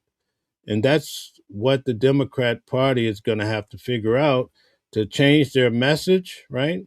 And then deliver on the message. Because what happened with Joe Biden, unfortunately, with a lot of the key factors, I heard people saying, oh, everybody got confused about the student and the college debt. And then guess what the final answer was? Well, we couldn't do it because of Congress. See what I'm saying? But that shows weakness. So I think in order for the Democrats to be able to come back strong. Now, during the midterm elections, is there a possibility? Well, it's a strong possibility, but I do think that these type of press conferences are a bad look. Let's get back to it. Whether or not they will pretend that the documents that they've given us is enough, we already know that they have not complied. And we are asking other people to make sure that we do not let them off the hook right now. So we look forward to her on the record deposition with our committee in response to our lawful subpoena. I'll say a few more things, and I'm going to open up for questions, and if anyone wants to answer the questions. So just as a review, 'cause I think it's very important. Now, when I covered the Clinton's deposition, this fellow was there. Quite a few of these members were there. I was standing right there by him. And again, it's the same type of signals, right? And guess what they said would be the first order of business if they win the midterm elections is to impeach Trump, right? Remember the guy that just beat Jasmine Crockett? A lot of people, and I try to watch a lot of different things, but they said the reason why he won is because he didn't talk about Trump, but he started talking about different measures he would take to make changes for people, because most people, they want to know, what are you going to do for me? Just like children, right? They want to know, what can you do for me?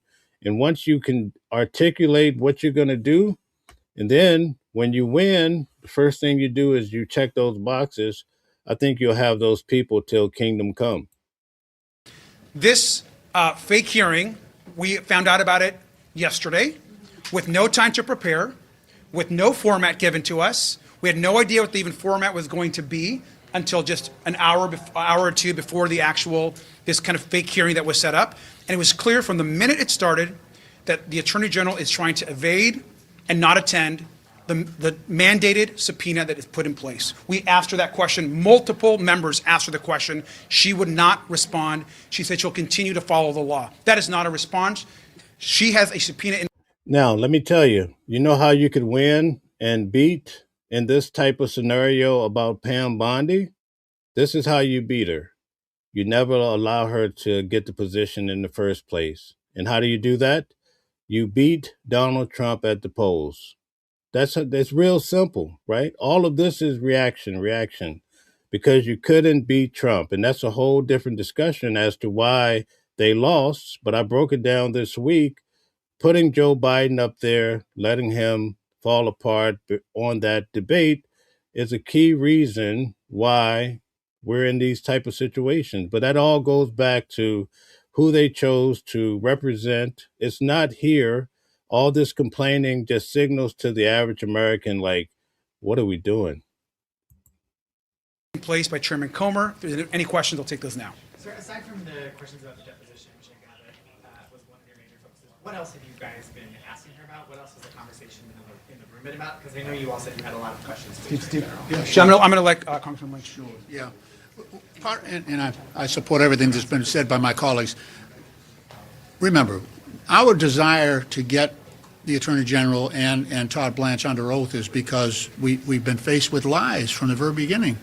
Go back to February 21st, 2025. Pam Bondy told us and told the public that the files, the Epstein file client list was on her desk. But then we found out that was a lie. Then she told us that on July. I mean, what he's saying is the truth. There's no doubt about it, right? They went back and forth. The files were on my desk. And then we find out it's 3 million, 6 million files. How could they all be on your desk? But it's all just the smoke and mirrors, right? But the key to this is you have to run a better ground game than what's happening. Victoria says, thank you for looking outside of your box and taking all different views and opinions. We need this. Yes, indeed. And you know what's beautiful, Victoria? Thank you for subscribing. But the nice part is we can come in together, Republicans, Democrats, or independents like myself, have these type of discussions, and it helps you because you're not in your echo chamber where little old Billy over here, he's agreeing with everything you say, and Tom over there is over there spewing hate, and you gravitate to his hate. But when we get everybody in to have our discussions, in some way, we grow because it's like heat, and it's a crucible that helps all of us become better because we're hearing other ideas. It's kind of like when you grow up in school and you wear some crazy bell bottoms and the students say, oh my God, you got on bell bottoms. A lot of us don't wear bell bottoms again. So that type of activity, although it's pressing, oftentimes it helps us as individuals to be better. 25th, 2025, she said, there's no need for any more disclosure on any of these Epstein files. Then we found out later there's 6 million documents. They give us 3 million of those, and now we find that we can't get access to a lot of that information because it's so heavily redacted. And then finally, with much pressure from the court. We're going to take a quick break from covering that press conference to bring in Democratic Congresswoman Melanie Stansbury of New Mexico, who serves on the House Oversight Committee. So, Congresswoman, your fellow Democrats seem pretty fired up. What happened behind closed doors? Yeah, well, I just walked out of the briefing room, and what is absolutely clear is that Pam Bondy has no intention of complying with the law and the subpoena that we have issued for her to be deposed under oath in front of the committee. In fact, what appears to have happened is that she and Todd Blanche volunteered to come brief the committee, and so we walked in today ready to hear information that they would provide to us about what's going on with the Epstein File Transparency Act, and basically they said, we've released what we're going to release, and now you Thank you, Country Carpenter. Thanks for all you do. can ask me questions. And there was no oath, there were no cameras, the American public were locked out of the room, and it was clear that they were not prepared to answer questions about compliance with the law. And so ultimately, after Chairman Comer insulted Summer Lee, who is the lead in many ways on the subpoena, both of Pam Bondy and the subpoena of the Epstein files, and basically was extraordinarily disrespectful towards her, the Democrat. Guys, it's important to pay attention to what Victoria is saying. She says, I believe they are both so hateful to each other. And once again, it's just diverting your attention. So true. Two wings on the same bird. And once we figure it out, we're all headed to the same destination. Sometimes when we're in a war-driven community, society, that place seems like hell. But once we understand how that all works, we're less likely to hate each other. Then we try to focus more on the bird, realizing that we're just a segment of the wings. Democrats walked out of the room because we're not going to play their games. So just to be clear, the Transparency Act about the Epstein files, that required all of the files to be released by, I think it was in December. Mm-hmm. And there's something like 6 million of them. About 3 million have been released, 3 million have not. Of the 3 million that were released, the only thing that was supposed to be redacted was the names and identifying information of survivors. But it is clear that a lot of stuff that was redacted that wasn't pertaining to the survivors was pertaining to the potential perpetrators and survivor. Let's take a moment. We have almost 500 people here. Let's do a test. Put a 1 in the chat, okay? And we're just going to use Donald Trump and Joe Biden as an example. Let's say, for instance, we're going to use this particular action. We're going to use Iran as the predator in this case, right? Let's say they're coming after America full steam ahead. Put a 1 in the chat if you would prefer Donald Trump to be the president under those circumstances, right? Or put a 2 if you would rather have Joe Biden. Okay? So 1 for Trump, 2 for Joe Biden. Let's get an idea of what the people think. Information was actually accidentally included. So they are not in compliance with the law, according to, as I understand the law. Is that right? Absolutely. And not only are they not in compliance with the Epstein Files Transparency Act, they are not in compliance with a subpoena of the Epstein files. In fact, it's important to remember that going all the way back to August 5th, we subpoenaed the full unredacted Epstein files, and the administration has not even attempted to comply with that subpoena. And part of why we launched a bipartisan effort to change the law to force them through the Epstein File Transparency Act to comply with our subpoena is because they were not complying to begin with.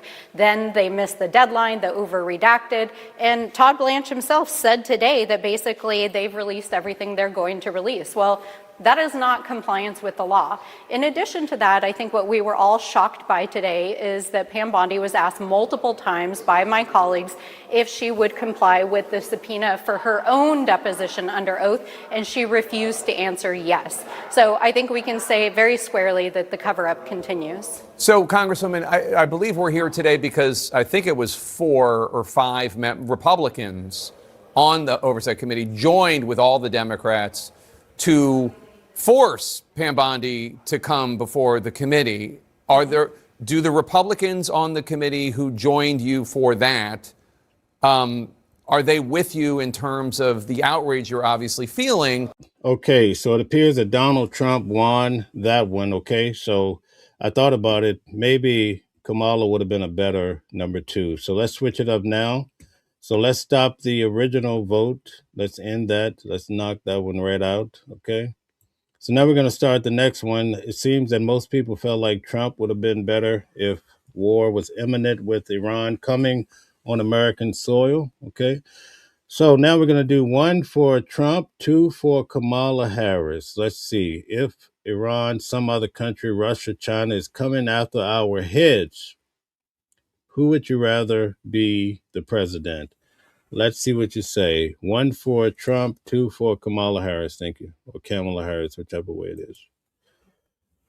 About the fact that Bondy is not sitting for a deposition, and also the fact that the administration is not complying with the Epstein Transparency Act.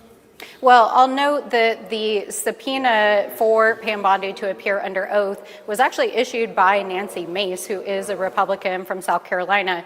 I did not see her in the room this afternoon. I don't know why, but I think it was clear that our colleagues across the aisle were running interference for Pam Bondy and Todd Blanche, asking them leading questions. And like I said, it was set up like a sham hearing, not a briefing. They did not come in with any new information. They did not provide any sworn statements. And it appeared that our colleagues were basically trying to say, hey, look, they showed up. And we are not going to accept that as compliance with the law, because the law is clear. We have subpoenaed them, we have subpoenaed the files, and we have passed. Okay, so I don't know how this works. So the first vote, Donald Trump won.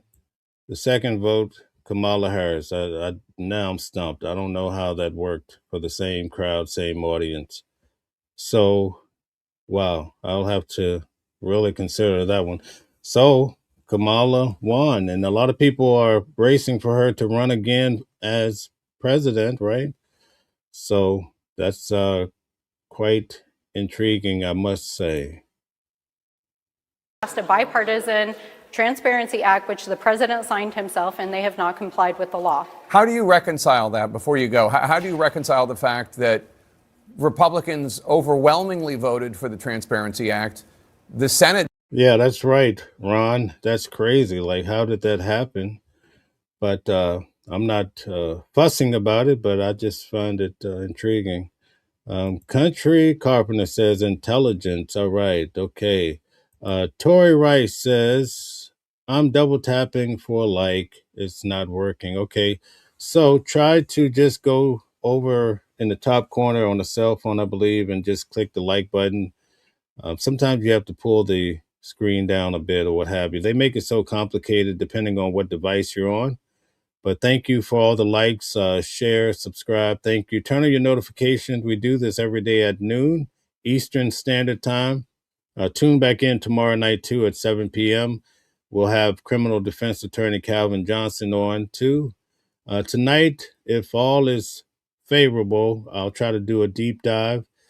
I'll do a poll to see what subject matter. But if you want to put in what you would like to see a deep dive on in the chat right now, I'll use the top 3 to put a poll on the community wall to see what people want to see tonight.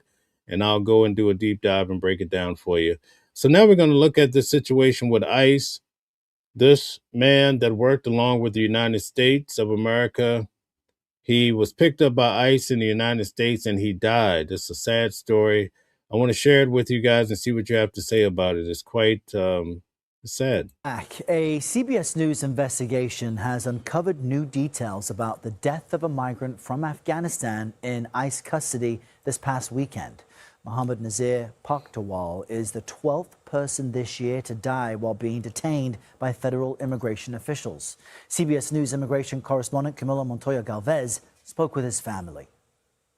I just want an answer from my dad. That's it. I want to know why he died. Imran Pakhtawal's father, 41-year-old Afghan immigrant Mohammed Nazir Pakhtawal, died in ICE custody this past weekend. He was detained as he was getting ready to take his children to school. 24 hours later, the father of 6 became the 12th person to die in ICE custody less than 3 months into 2026. Nazir Pakhtawal received the body of his brother on Tuesday. I received a call from my sister-in-law. She said that some people show up from nowhere and they just took your brother. No explanation? Nothing.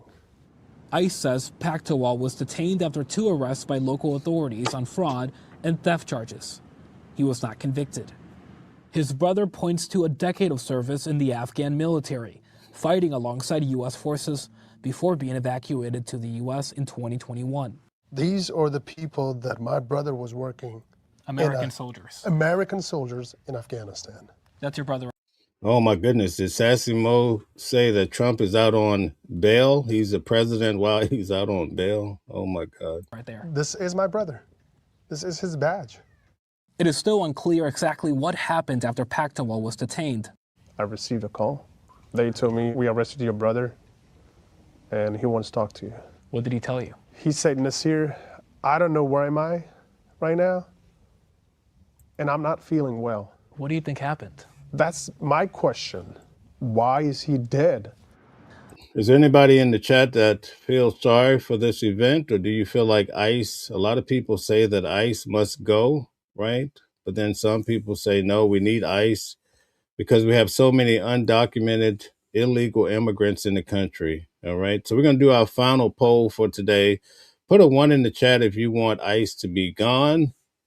Put a 2 in the chat if you think we need ICE, as they say, ICE, baby. So 1 for ICE to go, 2 if you think ICE is very important for our country. ICE says he died at a local hospital and is investigating. He was a good dad. For a 12-year-old Imran, his father's absence is hard to process. But how he remembers him is clear. He was a hero, and he will be always a hero. Camila Montoya Galvez, Dallas. And so that's the story I wanted to share with you guys because I said, wow, that's quite striking, I must say. Okay, so now we're going to move on. We're running out of time here, and I want to go over this case that I'll be in court for on Monday. So we still have a lot to cover, but I want to get through the main points of today. Down lower than we've been in 7 years, and gasoline prices and oil prices, not just the 3 states that I talk about with $1.99 a gallon. How would you like to have $1.99? You know, That's the equivalent of a very major tax cut. Welcome back. Now, that was President Trump in Pennsylvania back in December, touting low energy and gas prices. Today, the average price for a gallon of gas in Pennsylvania is $3.76, according to AAA. That's higher than last week, and it's up more than 60 cents from a month ago. NBC News senior national politics reporter John Allen has been speaking with Pennsylvania voters. He's been out kind of on a road trip here in Millersburg, about 25 miles north of Harrisburg. He joins me now. And John, I understand you're sort of in a Trump supportive part. Okay, guys, let's go through. We're going to check out what's happening with gas here. You're going to be shocked with some of what some of the people say. BJ says it's like walking into the grocery store and calling everyone with groceries in their carts a thief. It's not illegal to come into our country and claim asylum or apply for citizenship here. Trump cheats. Okay, thank you. We had this discussion a couple days ago. So, great job. Thomas says the high gas prices are temporary. That is what the president of the United States is saying, that this is just an excursion. Thank you for that as well. Let's get to it about gas. Of Pennsylvania, and there are a lot of those in Pennsylvania. What are you hearing about how people there are feeling about gas prices, and are they factoring that into how they view the war in Iran? Well, first, Kelly, I would be remiss if I did not wish Kelly O'Donnell a happy St. Patrick's Day. Right back at so you, happy my St. friend. Patrick's Day. I'm genetically required to be in green. Pennsylvania. And, I'm sorry. Go ahead, John. Go ahead. Lisa says MAGA likes high gas prices now. Oh my goodness. I'm sure you look lovely and great. Okay, so I'm in Millersburg, Pennsylvania. The reason I'm here is it's a swing district, Pennsylvania's 10th district in a swing state. President Trump won this. She also says MAGA likes war now. District by about 5 points, but the local congressman, Scott Perry, is in danger of losing the midterms. And we wanted to talk to people about their feelings about gas prices, about the war. You mentioned Pennsylvania's average gas price, about $3.76 a gallon right now. We went to like the cheapest place around, $3.54.9 a gallon here, and talk to folks. Better you hear from them than from me about how they're feeling. Let's roll the tape. The decision to strike Iran. It was a great decision. I think somebody else should have done it a couple of years ago, the last 3 other presidents.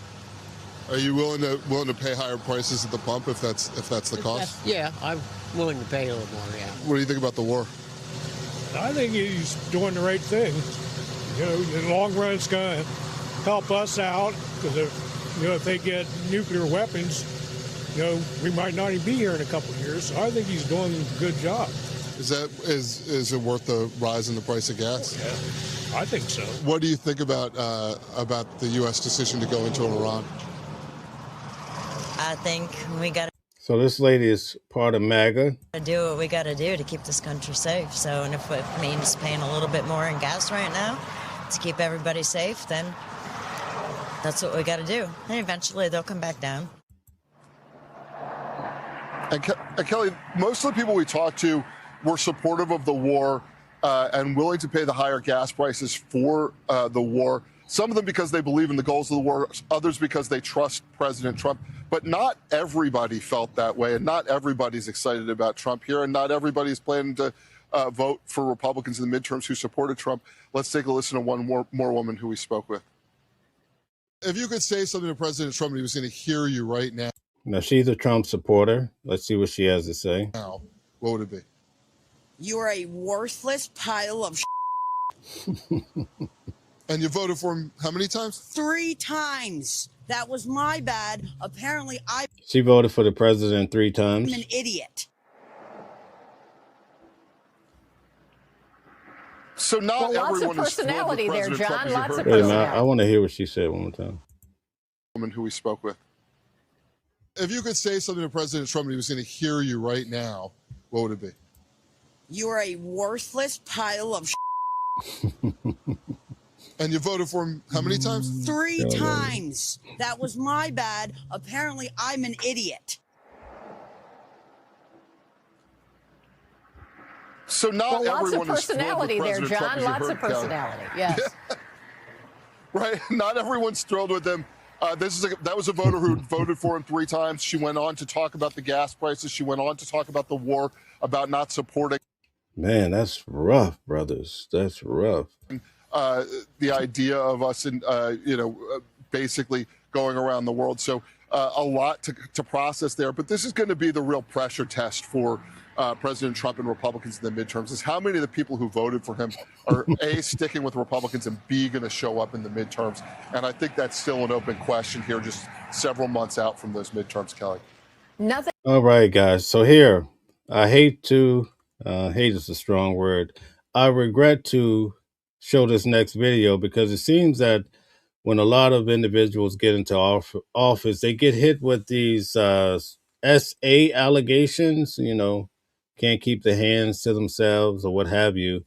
So that happened. There's a case in New York against a former mayor, and the city was paying the legal fees, I guess. So the new mayor says, oh, no way. We're not going to have it today. In another move against former Mayor Adams, the Mamdani administration asked a court to allow them to stop representing Adams in a sexual assault case. Lawyers say that they don't think the former mayor is entitled to their representation and asked. Now, this mayor, he had given Sean Diddy Combs the keys to the city. And once Diddy was hit with Sean Combs was hit with all of these charges, they took back his key, right? And lo and behold, this mayor has he has a case, a weird case, we're going to call it. For approval to withdraw from the case. A spokesperson for Adams refused to comment on the case itself, but insisted that when he was mayor, Adams, quote, conducted himself with professionalism and a deep commitment to the people of New York City. Okay, so there you have it. They're pulling the money strings back. And I think it's probably a great idea, depending on the circumstances. Now we're going to switch up a little bit. I want to cover this case that I'll be out in Massachusetts covering this week. If you guys want to tune in for it, it's quite the case. We're going to go through a couple videos just to get the history on it. So when I start covering the case on Monday, you guys will know what it's all about and what exactly we're doing. Let's get to it, folks. Let's get to it. Police officer in the Boston area is now accused of breaking the law in an alleged assault against a fellow cop. All the Commonwealth has to do is ask the officers. There's 4 officers that were at the scene. Officers were at the home of Fitzsimmons in June. They were serving her with a restraining order that included removing her baby after. Guys, let's get the likes up, like, share, subscribe, turn on your notifications. Also hit the heart button if you don't mind it or what have you, just to get more energy going. Fiance claimed she assaulted him and feared for his and their baby's safety. According to the prosecutors, while Fitzsimmons was gathering some of her son's things, Officer Noonan observed the defendant face him, lunge behind the door, and reappear, pointing a firearm directly at him. The defendant pulled the trigger and he heard a click, but no round fired. The officer at the scene then shot Fitzsimmons in the chest. Fitzsimmons was subsequently charged with assault with a dangerous weapon. Fitzsimmons claims she wasn't trying to hurt anyone but herself. She says she had been suffering from postpartum depression and in a statement said this: "My firearm was never pointed in any direction other than my temple. When I pulled the trigger, my gun did not fire. However, I immediately got shot in the chest." Meanwhile, Fitzsimmons is in custody, locked up while she awaits her trial. Her bond was revoked after allegedly failing to comply with alcohol testing. She says the injury to her chest made it too difficult to use a breathalyzer. Welcome back. We are taking you beyond the gavel, a peek behind the courtroom scenes to see how the judicial process plays out.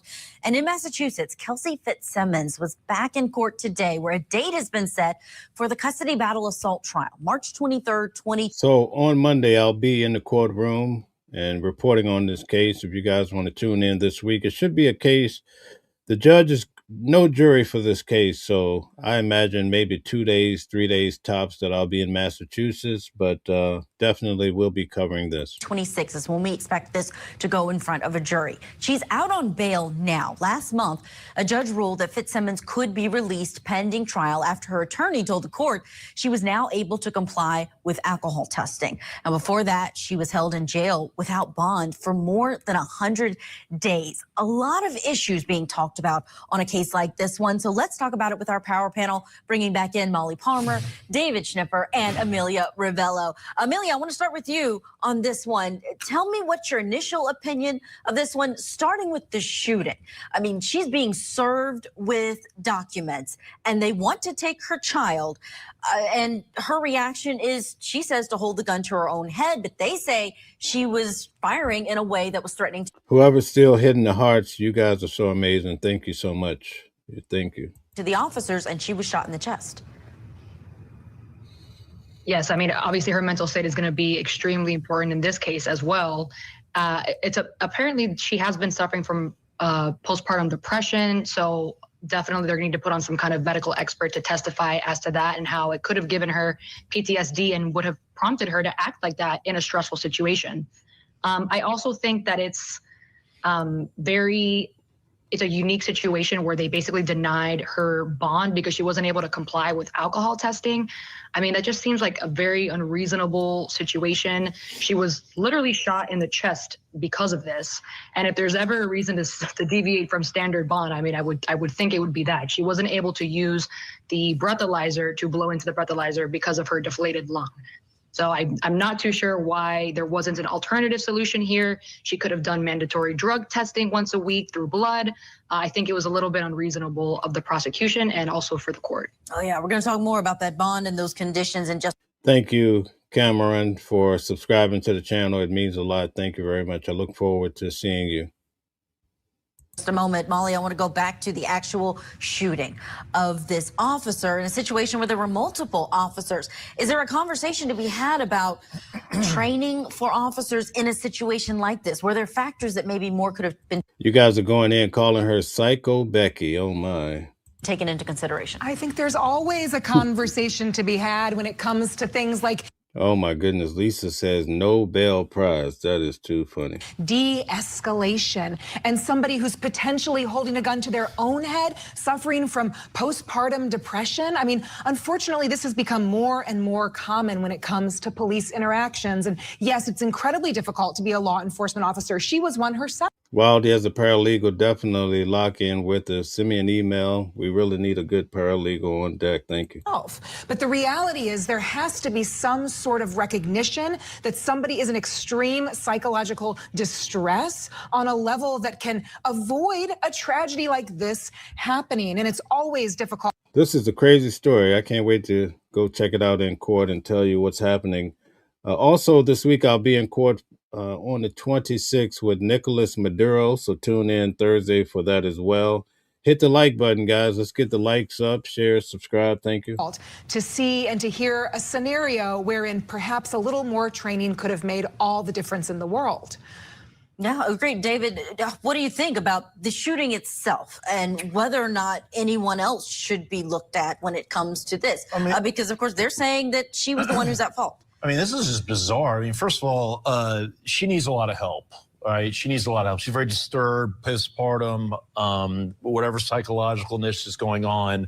And let's say that she does get the help. She should probably never be a law enforcement officer again. But I look at it differently. I look at it that, like, if she was to have the gun to her head, who knows if you have a gun here, who knows if you can't do that? I mean, the officer in a way shot her in a way that it wasn't crazy, detrimental, compromising. So, guys, I said I would only do one more vote. We're going to do one more. I'm sorry. I gave in to the vibe. So put a 1 in the chat if you think she was right, or put a 2 in the chat if you think the officers were right. Let's see what everybody thinks so far about this case. A 1 for her, a 2 for the officers, even though she was an officer too. Isn't that weird? Injuries for like ever. So it could have been a lot worse. That maybe that officer shot her in a way that that she's going to survive it and be okay, because who knows what she could have done. Because from what I read, she's saying that she was trying to commit suicide. What are you trying to commit suicide for? So, I mean, there's so many moving parts to this. And the fact is that, you know, she's now trying to get her child back.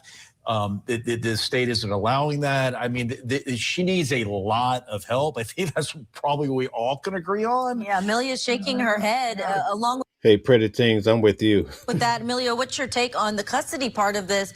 Because that's already going to be difficult. Her fiance is a first responder. He's the one who successfully got a restraining order saying that she was violent. Are we going to see him come in and testify at this assault trial?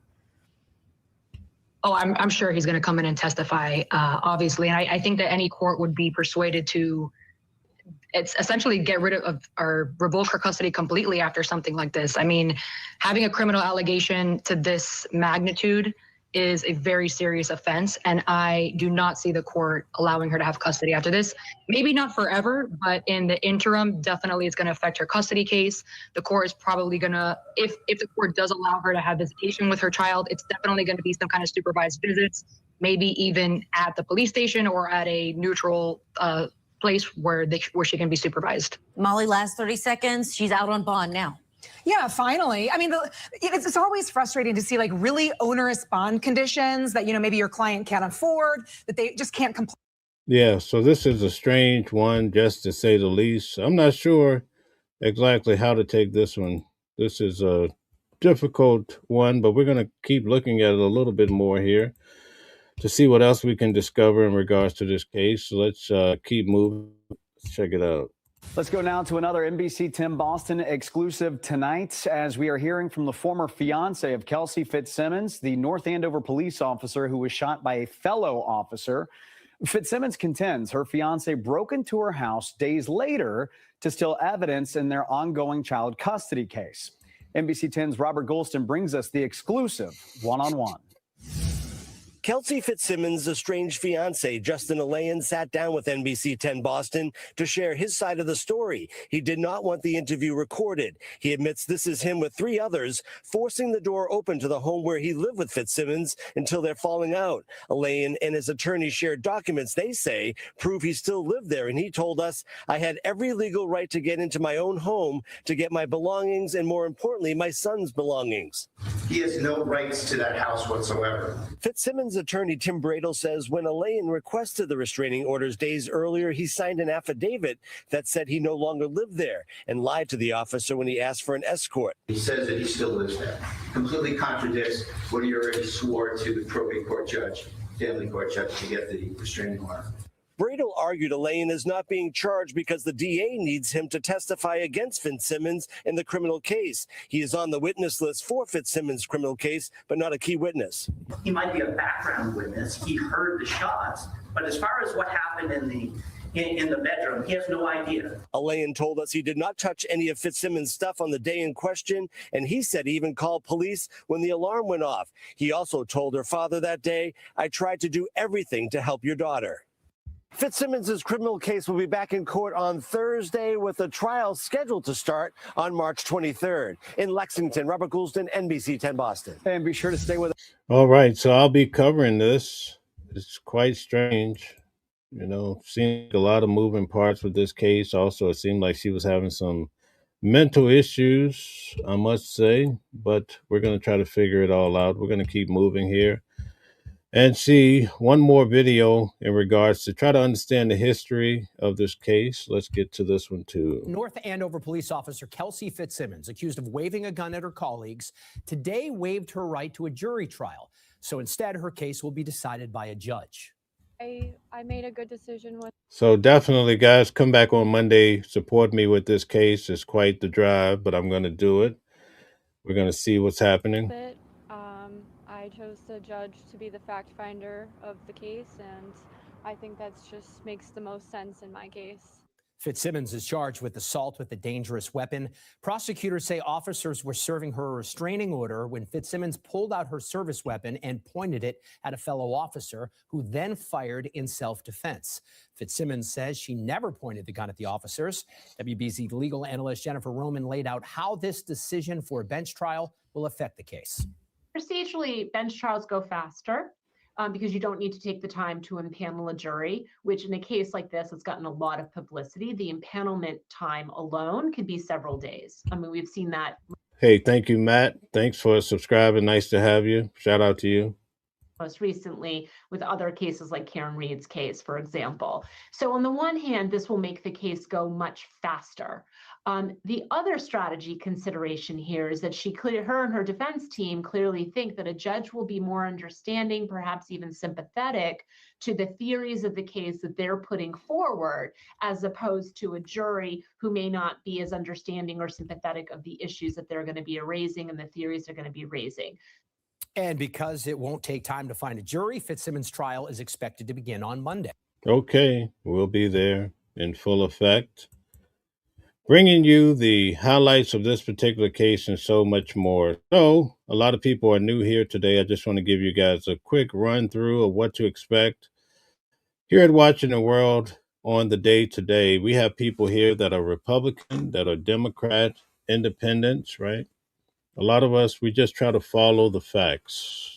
We're not really committed to colors like some gang members, but we're here to try to elevate and make good decisions in life, because life is forever changing, and we do truly understand that. The amazing part is the people that we have coming through. As you can see today, a lot of the comments, I looked over sometimes, it was too funny. You guys are Nobel Prize. That is crazy about the president. He wants a Nobel Peace Prize, and he's out on bail, so Nobel Prize. That is too funny. Who came up with that in the audience? You guys are too funny to me. Country Carpenter, that's right. Thank you so much. When I see names coming back, so amazing. So Monday, we're going to be covering this case here. I don't know what to make of it, but we'll try to figure it out. I'll be in court all day listening to the facts. On Thursday, we have Nicolas Maduro, the president of Venezuela, the former president, although according to this administration, he was never president, should not have been president. But at any rate, when I was in court before for Nicolas Maduro, he stated that the government, right, the United States government, the military came in and took him out of his home and brought him to the United States and put him in a cell. And recently, we hear all of the reports of how miserable it is for him to be in a cell with rats and roaches, and the food is less than desirable. And you can only imagine what his wife has gone through. They're both so miserable, but they were the presidents and first lady of Venezuela. One day you're on top of the world, the next day the world's on top of you. Isn't that something? So we'll be covering that. Sean Diddy Combs has an appeal coming up, so I will be covering that in April. There's a lot to unpack with Sean Diddy Combs. Some feel like he will be coming home. The criminal defense attorney, Calvin Johnson, who has been quite favorable to Sean Diddy Combs, is, as far as the facts go, he feels like Diddy won't be coming home. Now, let me tell you, Calvin Johnson was the only person that predicted the real time that Sean Diddy Combs would get, because he said 50 months, and I believe Diddy received 49, or vice versa. Okay. So Calvin, his position now is that Diddy will have to serve out the remaining of his time, which they say he'll be home in 28. And I saw recently where he had 1 month knocked off. So we have that case coming up. Another case that we have is Luigi Mangione. He's a young man who allegedly took the life of Brian Thompson here on the streets of New York City about 6-something in the morning, a little over a year ago, right? Around Christmas time. He has 2 cases. His last court appearance, he had a big outburst where he's saying, double jeopardy, how can you give me 2 cases for the same incident? So his first state case will be June 8th or 9th, give or take. I'll be covering that case in the state court. But then in September, starting on the 8th or 9th, starts his federal court. Now, he was facing the death penalty, but through the last court action, that was taken off the table. I was actually in court for that. So I've learned so much about these cases, you'd be amazed. I'm also going to fit in the case involving Tyler Robertson. Now, this case is so intriguing to me with Tyler Robertson because that involves Charlie Kirk. But I want you guys to pay attention. Go back and look at the video I did with the interview of Tucker Carlson with Joe Kent. Joe Kent was the top guy for counterterrorism, and he resigned about 2 days ago. But he's making it seem that Israel, he's kind of going down the same road as Candace Owens. So when I hear things like that, I'm not like everybody to say, oh my goodness, this guy's crazy. No, I listen and I take it all in, try to see how all of these pieces fit together. So what does this mean? I'll be covering that case out of Utah. I'm also covering Carmelo Anthony out of Texas. That's the young man who allegedly took the life of a schoolmate. Well, this guy was at a different school. They were playing, I guess, some sport, basketball, football. Started raining, so he went into the wrong tent, allegedly. They got into some sort of ordeal, and the other guy ended up being unalived, right? We say unalived because YouTube does not like the other words. And he used a pointed utensil to do so. You guys know what that is, right? So I'll be in Texas for that. I'll be doing a lot of work with Calvin while I'm in Texas, boots on the ground. I'll also be out in London covering Chris Brown has a case coming up where he got into an altercation in a nightclub. Hopefully, when I do go to London, it'll be less of a war environment, even though it's not the same area. Woo, too much for my blood, you know what I mean? So we have so much and more. I just came back from Tucson, Arizona from covering Nancy Guthrie. I was on boots on the ground for over a week. If there's some major new development, I might go back out for that. That was a weird case, especially not being able to speak to the sheriff and things like that. They kept saying, we don't want anybody searching. Like, what does that mean? Even while I was there, boots on the ground, the president of the United States says, listen, we need to move on from this case. There's other news to cover. Like all of this, we wonder when the lady was kidnapped, if you think she's still alive, then every moment is very important in trying to retrieve her, right? A suffering human being, a loved one, right? So all of this gets to be confusing. We try to make sense of it all. And the nice thing is we get the viewpoints of so many different people from around the world tuning in to Watching the World 777. Thank you so much.